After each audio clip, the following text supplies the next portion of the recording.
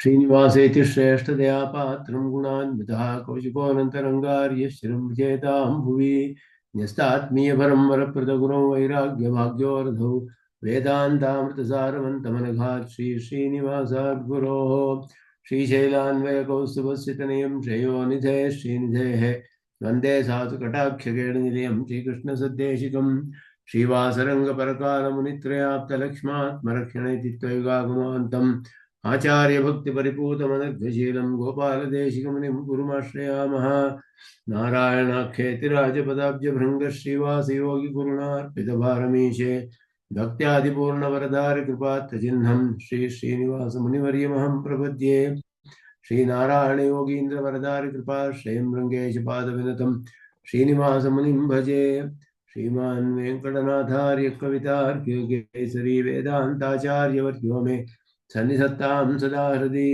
यो नित्यमच्युतपदाम्बुजयुग्मरुक्मव्यामोहतस्तरितराणि तृणाय मेने अस्मद्गुरोर्भगवतोऽस्य देकसिन्धो रामानुजस्य चरणौ शरणं प्रपद्ये यतीन्द्रकृतभाष्यार्थाय व्याख्यानेन दर्शिताः वरं सुदर्शनार्यं तं वन्दे कूलकुलाधिपं वरदं दुरदाद्रीशं कमलायादयितं दयानिधिं सकलार्थिजनार्थितप्रदं प्रणमामि प्रणतार्तिहारिणम् कृत्वानवद्यं निगमान्तभाष्यं निराकृतं येन भयं श्रुतीनां प्रतारितानामबहुश्रुतैः तं रामानुजं योगिनम् आश्रयामः श्रीभाष्यकृदुपन्यस्तो श्रीशैलपतेः पुरः वेदार्थसङ्ग्रहस्यास्य कुर्मः तात्पर्यदीपिकाम् ॐ जन्नो मित्रशं वरुणः जन्नो भवत्वर्यमा जन्न इन्द्रो बृहस्पतिः जन्नो विष्णुरुक्रमः नमो ब्रह्मणे नमस्ते वायो त्वमेव प्रत्यक्षं ब्रह्मासि त्वामेव प्रत्यक्षं ब्रह्म वदिष्यामि ऋतं वदिष्यामि सत्यं वदिष्यामि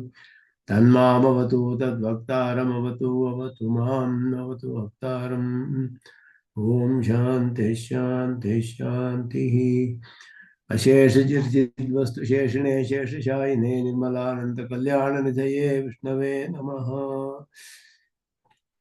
रामानुजाय नमः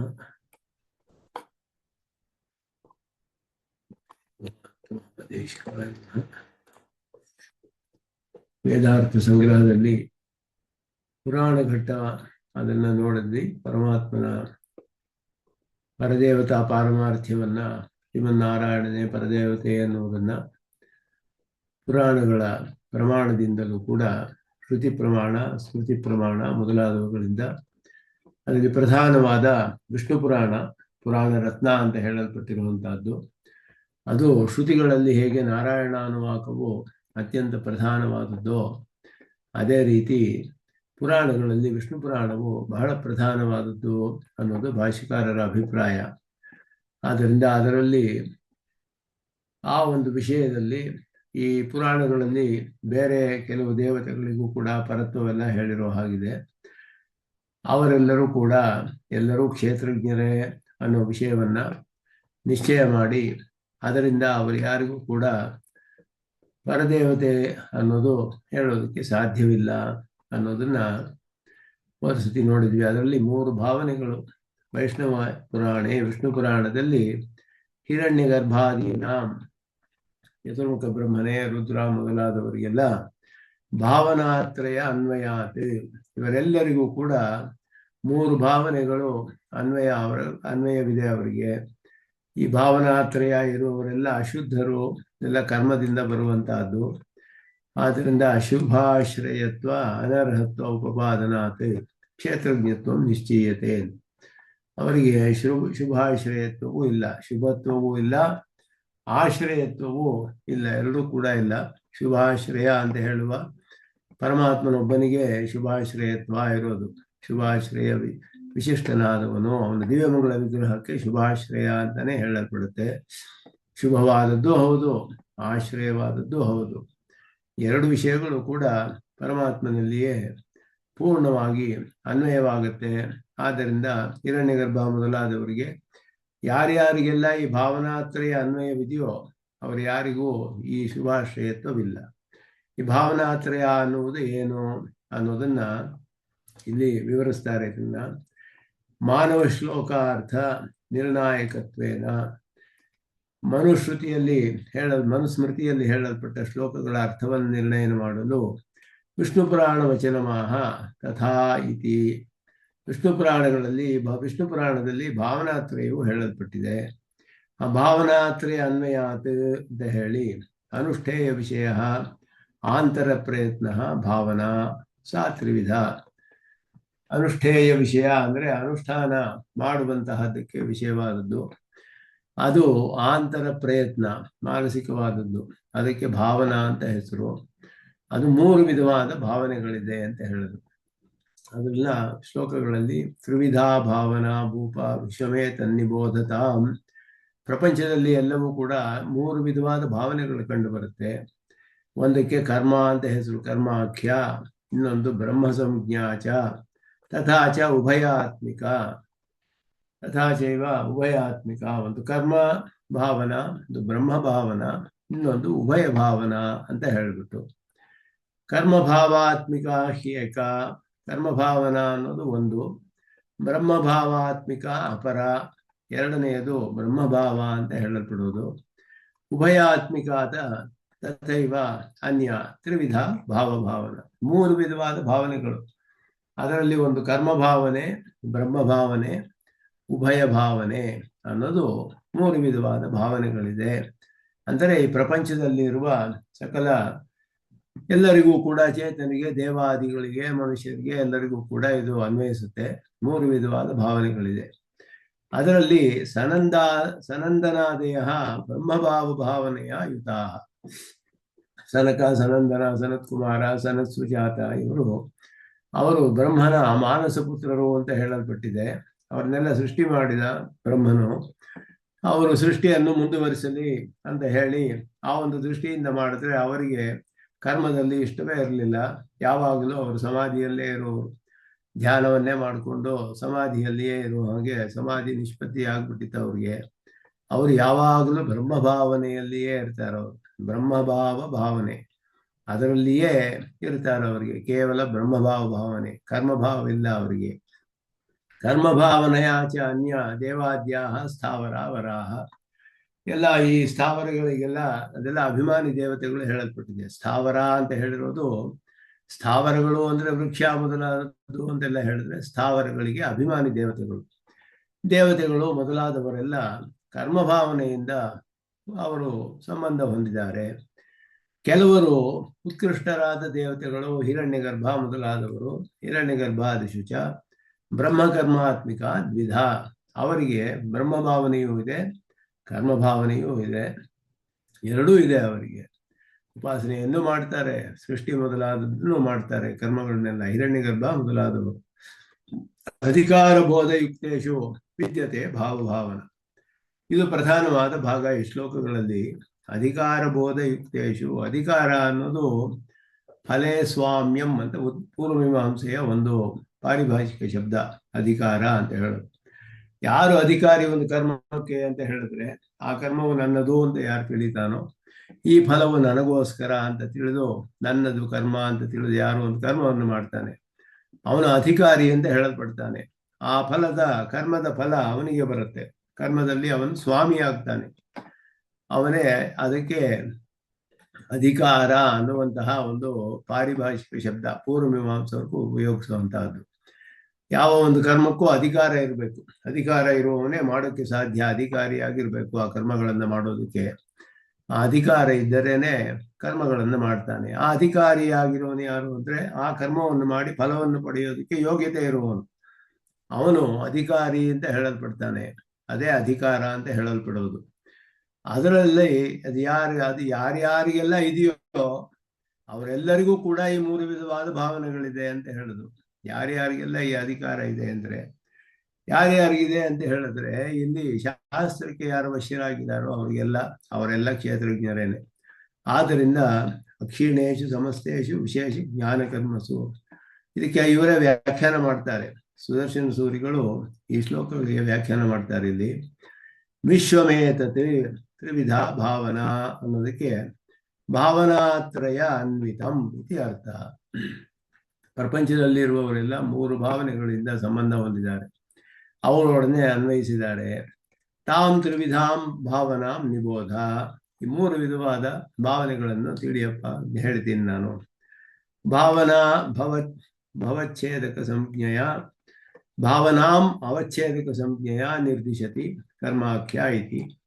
ಅವಚ್ಛೇದಕ ಅಂತ ಹೇಳಿದ್ರೆ ಒಂದು ಬೇರೆ ಮಾಡುವಂತಹದ್ದು. ಮೂರು ವಿಧವಾದ ಭಾವನೆ ಅಂದ್ರೆ ಇದು ಭಾವನಾ, ಇದೊಂದು ಭಾವನಾ, ಇದೊಂದು ಭಾವನಾ ಅಂತ ಮೂರು ವಿಧವಾಗಿ ಸಪರೇಟ್ ಮಾಡಿ ಹೇಳೋದು ಅವಚ್ಛೇದಕ ಅಂತ ಹೇಳುವಂತಹದ್ದು. ಆ ರೀತಿ ಮಾಡಿ ಕರ್ಮಾಖ್ಯ, ಬ್ರಹ್ಮ ಸಂಜ್ಞಾ ಮೊದಲಾದದ್ದು ಹೇಳಲ್ಪಟ್ಟಿದೆ. ಕರ್ಮಾಖ್ಯ ಅಂತ ಹೇಳಿದ್ರೆ ಆಖ್ಯ ಅಂದ್ರೆ ಹೆಸರು ಅಂತ ಅರ್ಥ. ಕರ್ಮ ಅನ್ನುವ ಹೆಸರನ್ನು ಉಳ್ಳದು ಕರ್ಮಭಾವನಾ ಇತಿ ಅರ್ಥ. ಕರ್ಮಭಾವನೆ ಇರುವಂತಹ ಏಕಸ್ಯೈವ ಸಂಜ್ಞಾತ್ರಯ ಕ್ಲುಪ್ತೆ ಶಂಕವ್ಯಾವೃತ್ಯಾತ್ಮಃ ಕರ್ಮಭಾವಾತ್ಮಿಕ ಇತಿ. ಅಂದ್ರೆ ಮೂರು ಸಂಜ್ಞೆಗಳು ಒಂದಕ್ಕೆ ಇಲ್ಲ, ಒಂದೊಂದಕ್ಕೂ ಬೇರೆ ಬೇರೆ. ಕರ್ಮ, ಬ್ರಹ್ಮ, ತ್ರಿವಿಧ, ಉಭಯ ಅಂತ ಹೇಳಿದಾಗ ಕರ್ಮಭಾವಾತ್ಮಿಕ ಹಿ ಏಕ ಇದನ್ನು ಬೇರೆಯಾಗಿ ಹೇಳಿದ್ರು. ಬ್ರಹ್ಮಭಾವಾತ್ಮಿಕ ಅಪರ ಇದನ್ನು ಬೇರೆಯಾಗಿ ಹೇಳಿದ್ರು. ಒಂದಕ್ಕೆ ಎಲ್ಲ ಮೂರು ಸಂಜ್ಞೆ ಇಲ್ಲ ಅದಕ್ಕೆ. ಆದರೆ ಭಾವನೆ ಅಂದ್ರೆ ಒಂದೇ ಭಾವನೆಗೆ ಮೂರು ಹೆಸರುಗಳು ಬರೋದಿಲ್ಲ, ಬೇರೆ ಬೇರೆ ವಿಧವಾದ ಭಾವನೆಗಳು. ಇದು ಆಂತರವಾದ ಭಾವನೆ ಅಂತ ಹೇಳಲ್ಪಡುತ್ತೆ. ಆದ್ದರಿಂದ ಅವರಿಗೆ ಪ್ರವೃತ್ತಿಗಳೆಲ್ಲ ಉಂಟಾಗುತ್ತೆ. ಇವಾಗ ಧ್ಯಾನ ಮಾಡ್ತಾ ಇರೋದು ಒಂದು ವಿಧವಾದ ಅದು ಭಾವನೆ, ಆಂತರವಾದ ಒಂದು ಭಾವನೆ. ಕರ್ಮ ಮಾಡೋದು ಸೃಷ್ಟಿ ಮಾಡೋದಕ್ಕೆ ಸಂಕಲ್ಪ ಮಾಡಿ ಸೃಷ್ಟಿ ಮಾಡ್ತಾನೆ, ಕರ್ಮಗಳೆಲ್ಲ ಮಾಡ್ತಾರೆ ಮನುಷ್ಯರುಗಳು. ಹಾಗೆ ಇದೆಲ್ಲ ಕೂಡ ಕರ್ಮ ಭಾವನೆ ಅಂತ ಹೇಳಲ್ಪಡುತ್ತೆ. ಇದೆಲ್ಲವೂ ಕೂಡ ಇಲ್ಲಿ ಮೂರು ವಿಧವಾದ ಭಾವನೆಗಳು. ಭಾವಾರ್ಥ ಕರ್ಮಶಬ್ದ ತೇಭ್ಯ ಕ್ರಿಯಾ ಪ್ರತೀಯರನ್ ಅದನ್ನು ತಿಳಿಸ್ತಾರೆ. ಕರ್ಮಶಬ್ದಗಳಿಗೆ ವಚನ ಒಂದು ಪ್ರಮಾಣವನ್ನ. ಭಾವ ಅಂದ್ರೆ ಏನು ಅಂದ್ರೆ ಅನುಷ್ಠೇಯ, ಯಾವುದು ಅನುಷ್ಠಾನ ಮಾಡಲ್ಪಡುತ್ತೋ ಅದು. ಯಾವುದನ್ನು ಮಾಡ್ತಾನೋ ಅವನು ಅನುಷ್ಠಾನ ಮಾಡೋಕ್ಕೆ ವಿಷಯವಾಗಿರೋದು. ಅನುಷ್ಠಾನ ಅಂದ್ರೆ ದ ಆಕ್ಟ್ ಆಫ್ ಡೂಯಿಂಗ್. ಅನುಷ್ಠೇಯ ಅಂದ್ರೆ the subject matter of the work. What ever ಏನು ಮಾಡ್ತೀವೋ ಅದಕ್ಕೆ ಸಬ್ಜೆಕ್ಟ್ ಮ್ಯಾಟರ್. ಯಾವುದನ್ನು ಕುರಿತು ಮಾಡ್ತೀವಿ, ಯಾವುದು ವಿಷಯ ಅನುಷ್ಠಾನಕ್ಕೆ, ಅದು ಅನುಷ್ಠೇಯ ಅನ್ನೋದು ಹೇಳೋದು. ಅಂದ್ರೆ ಅನುಷ್ಠೇಯ ವಿಷಯ ಭಾವನಾ ಆಂತರ ಉದ್ಯೋಗ. ಆಂತರವಾದ ಒಂದು ಪ್ರಯತ್ನ, ಉದ್ಯೋಗ, ಅದಕ್ಕೆ ಭಾವನಾ ಅನ್ನೋದು. ಇದೆಲ್ಲ ಸ್ವಲ್ಪ ಟೆಕ್ನಿಕಲ್ ಆಗಿ ವಿವರಿಸ್ತಾರೆ ಶಬ್ದಗಳಿಗೆ ಅರ್ಥಗಳನ್ನ. ಅದು ಮೂರು. ಕರ್ಮಭಾವಾತ್ಮಿಕ ಅಂದ್ರೆ ಏನು? ಕರ್ಮರೂಪ ಅನುಷ್ಠೇಯ ವಿಷಯ, ಕರ್ಮವನ್ನ ಅನುಷ್ಠಾನ ಮಾಡುವಂತಹದ್ದು. ಆದ್ದರಿಂದ ಕರ್ಮರೂಪವಾದ ಅನುಷ್ಠೇಯ ವಿಷಯವನ್ನು ಹೊಂದಿರುವ ಭಾವನೆಗೆ ಭಾವಾತ್ಮಿಕ ಅಂತ ಅರ್ಥ. ಕರ್ಮಭಾವ ಭಾವನಾ ಅಂತ ಅರ್ಥ. ಬ್ರಹ್ಮಭಾವಾತ್ಮಿಕ ಅಂದ್ರೆ ಉಪಾಸನಾ ರೂಪ ಅನುಷ್ಠೇಯ ವಿಷಯ, ಉಪಾಸನಾ ರೂಪವಾದದ್ದು. ಅದಕ್ಕೆ ಅದನ್ನ ಅನುಷ್ಠಾನ ಮಾಡುವಂತ ಅದು ಬ್ರಹ್ಮಭಾವಾತ್ಮಿಕ ಅಂತ ಹೇಳಲ್ಪಡುತ್ತೆ. ಉಭಯಾತ್ಮಿಕ ಅಂದ್ರೆ ಎರಡೂ ಕೂಡ ಕರ್ಮೋಪಾಸನ ರೂಪ ಉಭಯ ಅನುಷ್ಠೇಯ ವಿಷಯ ತ್ರಿವಿಧ ಇತಿ ಅರ್ಥ. ಮೂರು ವಿಧವಾದದ್ದು ಕೂಡ ಅಲ್ಲಿ ಬರುತ್ತೆ. ಈ ಮೂರು ವಿಧವಾದ ಭಾವನೆಗಳು ಹೀಗೆ ಹೇಳಲ್ಪಟ್ಟಿತು ಅಂತ ಹೇಳೋದು. ಅದರಲ್ಲಿ ಸನಂದನ ಮೊದಲಾದವರೆಲ್ಲ ಬ್ರಹ್ಮಭಾವ ಭಾವನಾಯುತ ಉಪಾಸನ ರೂಪ ಅನುಷ್ಠೇಯ ವಿಷಯ ಭಾವನಾ ಅನ್ವಿತ. ಬ್ರಹ್ಮಶಬ್ದ ಉಪಾಸನಾ ರೂಪ ಜ್ಞಾಪನ ಪರ್ಯಾಯ. ಬ್ರಹ್ಮ ಅಂತ ಹೇಳಿದ್ರೆ ಉಪಾಸನೆ ಅನ್ನೋದು ಅರ್ಥ ಇಲ್ಲ. ಅದನ್ನ ವಿಷ್ಣು ಪುರಾಣದಲ್ಲಿಯೇ ಪ್ರಮಾಣವನ್ನು ತೋರಿಸ್ತಾರೆ. ಎರಡು ವಿಧವಾದ ಜ್ಞಾನಗಳಿದೆ. ಆಗಮೋತ್ಥಂ ವಿವೇಕಾಚ ದ್ವಿಧಾ ಜ್ಞಾನಂ ತಥೋಚ್ಯತೆ. ಇದು ಮುಂಡಕೋಪನಿಷತ್ತಿನಲ್ಲಿ ಪರಾವಿದ್ಯಾ ಅಂತ ಹೇಳಿರೋದು. ಇದು ಇನ್ನೊಂದು ರೀತಿಯಲ್ಲಿ ವಿಷ್ಣು ಪುರಾಣದಲ್ಲಿ ಹೇಳಲ್ಪಡುತ್ತೆ. ಒಂದು ಆಗಮೋತ್ಥವಾದ ಜ್ಞಾನ. ಆಗಮೋತ್ಥ ಅಂದ್ರೆ ಆಗಮ ಅಂದ್ರೆ ವೇದಗಳು, ಶಾಸ್ತ್ರ. ಆಗಮೋತ್ಥ ಜ್ಞಾನ ಅಂತ ಹೇಳಿದ್ರೆ ವೇದ ಶಬ್ದಗಳ ವೇದವಾಕ್ಯಗಳ ಅರ್ಥವನ್ನು ತಿಳಿದಾಗ ನಮಗೆ ಉಂಟಾಗುವ ಜ್ಞಾನ, ವಾಕ್ಯ ಅರ್ಥ ಜ್ಞಾನ ಅಂತ ಅದಕ್ಕೆ ಹೇಳ್ತೀವಿ. ಆಗಮೋತ್ಥ ಜ್ಞಾನ ಅನ್ನೋದು ಮೊದಲು.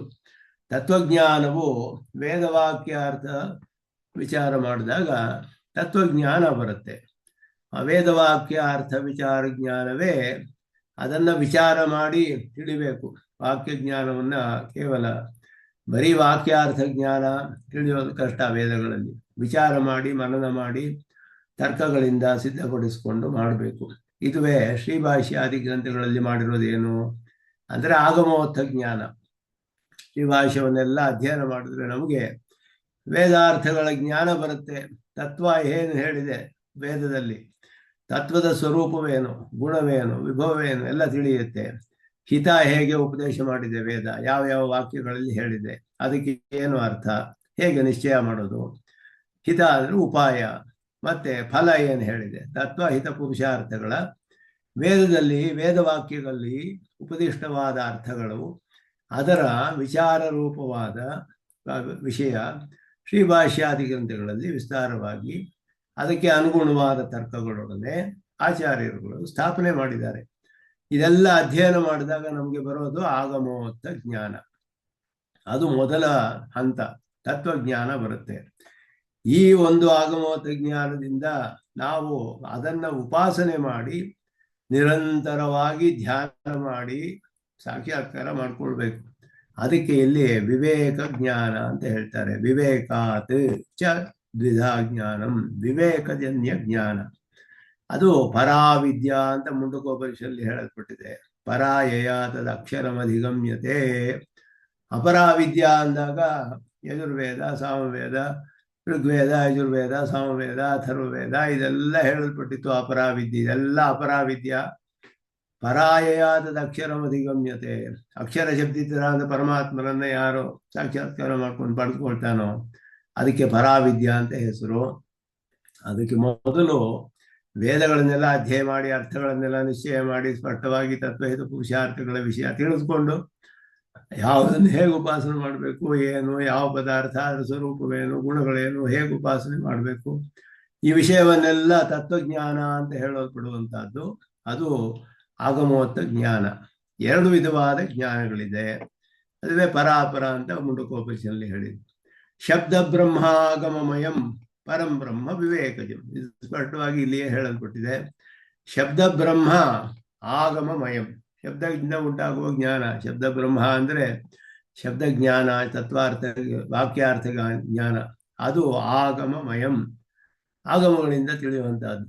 ಪರಂ ಬ್ರಹ್ಮ ವಿವೇಕಜಂ, ಇದರಿಂದ ಪರಬ್ರಹ್ಮದ ಸ್ವರೂಪ ತಿಳಿಯುತ್ತೆ.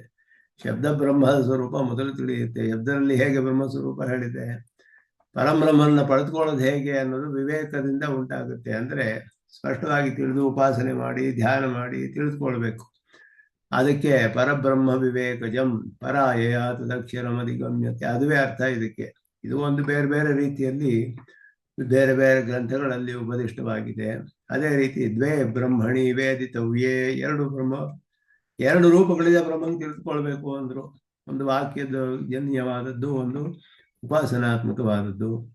ಅದೇ ವಿದ್ಯೆ ವೇದಿತವ್ಯೇ ವೈತಿ ಚ, ಇದೆಲ್ಲ ಮುಂಡಕೋಪನಿಷತ್ ದ್ವೇ ವಿದ್ಯೆ ವೇದಿತವ್ಯೇ ಅಂತ ಹೇಳಿದ್ರು. ಪರಾಚ ಅಪರಾಚ ಮೊದಲಾಗಿ ಇದೆಲ್ಲ ಹೇಳಿರೋದೆಲ್ಲ ಇದುವೇ ಅರ್ಥ. ಅದರಲ್ಲಿ ಇಲ್ಲಿ ಬ್ರಹ್ಮಶಬ್ದವು ಉಪಾಸನಾ ರೂಪವಾದ ಜ್ಞಾನ ಅನ್ನೋದನ್ನ ತಿಳಿಸುತ್ತೆ. ಅಪರಾವಿದ್ಯಾ ಅಂತ ಹೇಳಲ್ಪಟ್ಟಿದ್ದು ವಿವೇಕಜನ್ಯವಾದದ್ದು ಅಂತ ಇದು ಹೇಳಿರೋದು ಇದು. ಹೀಗೆ ಬ್ರಹ್ಮಶಬ್ದಸ್ಯ ಜ್ಞಾನ ವಿದ್ಯಾ ಶಬ್ದ ನಿರ್ದಿಷ್ಟ ಆಗಮಜನ್ಯ ಉಪಾಸನ ರೂಪ ಜ್ಞಾನದ್ವಯ ಪರ್ಯಾಯತ್ವೇನ ಭಗವತ ಪರಾಶರೇಣೈವ ವ್ಯಾಖ್ಯಾತತ್ವಾತ್. ಜ್ಞಾನ ವಿದ್ಯೆ ಶಬ್ದ ನಿರ್ದಿಷ್ಟ ಆಗಮಜನ್ಯ ಉಪಾಸನ ರೂಪ ಜ್ಞಾನ ದ್ವಯ ಪರ್ಯಾಯತ್ವ ಎರಡೂ ಹೇಳಲ್ಪಟ್ಟಿದೆ. ಬ್ರಹ್ಮವೇ, ಬ್ರಹ್ಮಶಬ್ದಕ್ಕೆ ಆಗಮೋತ್ತವು ವಿವೇಕಾತ್ವವು ಎರಡೂ ಕೂಡ ಬ್ರಹ್ಮವೇ. ದ್ವೇ ಬ್ರಹ್ಮಣಿ ವೇದಿತವ್ಯೇ ಅಂತ ಹೇಳಿದ ಹಾಗೆ ಒಂದು ವಾಕ್ಯಾರ್ಥ ಜ್ಞಾನ, ಒಂದು ಉಪಾಸನಾತ್ಮಕವಾದ ಜ್ಞಾನ ಅನ್ನೋದು ಅರ್ಥ. ಆದ್ದರಿಂದ ಅವರು ಉಪಾಸನ ರೂಪವಾದ ವಿಜ್ಞಾನದಲ್ಲಿ ಇರ್ತಾರೆ ಅಂತ ಅರ್ಥ. ಸ್ಥಾವರಾವರಾಹ ಅಂತ ಹೇಳಿದಾಗ ಸ್ಥಾವರ ಶಬ್ದೇನ ತದ ಅಭಿಮಾನಿ ದೇವತಾ ವಿವಕ್ಷಿತ. ಸ್ಥಾವರ ಅಂದ್ರೆ ಬರೀ ಮರ ಅಂತ ಅರ್ಥವಲ್ಲ, ಮರದ ಅಭಿಮಾನಿ, ಎಲ್ಲಕ್ಕೂ ಅಭಿಮಾನಿ ದೇವತೆಗಳಿದ್ದಾರೆ, ಅಭಿಮಾನಿ ದೇವತೆ ಅಂತ ಅರ್ಥ ಮಾಡ್ಕೊಳ್ಳೋದು. ಈಗ ಇವರಲ್ಲಿ ಭಾವನೆಗಳಿಗೆ ವಿವರಿಸ್ತಾರೆ. ಸನಂದನಾದೀನಾಂ ಸಮಾಧಿ ವಿರೋಧಿ ಸಕಲ ಕರ್ಮಕ್ಷಯಾತ್. ಸಮಾಧಿ ನಿಷ್ಪತ್ತಿ ಆಗ್ಬಿಟ್ಟಿದೆ, ಅದಕ್ಕೆ ವಿರುದ್ಧವಾದ ಯಾವೆಲ್ಲ ಕರ್ಮಗಳು ನಾಶವಾಗಿಬಿಟ್ಟಿದೆ ಅವರಿಗೆ. ಆದ್ದರಿಂದ ಸಮಾಧಿ ನಿಷ್ಪತ್ತಿ ಪೌಷ್ಕಲ್ಯೇನ, ಸಮಾಧಿಯಲ್ಲಿ ಇರ್ತಾರವರು. ಅನವರತ ಬ್ರಹ್ಮಾನುಸಂಧಾನೈಕತಾನತ್ವಾತ್, ನ ಕರ್ಮಾನುಷ್ಠಾನ ಅವಸರ. ಇದು ಸಮಾಧಿಯಲ್ಲಿರುವವರಿಗೆ ಈ ರೀತಿ ಹೇಳಲ್ಪಟ್ಟಿದೆ.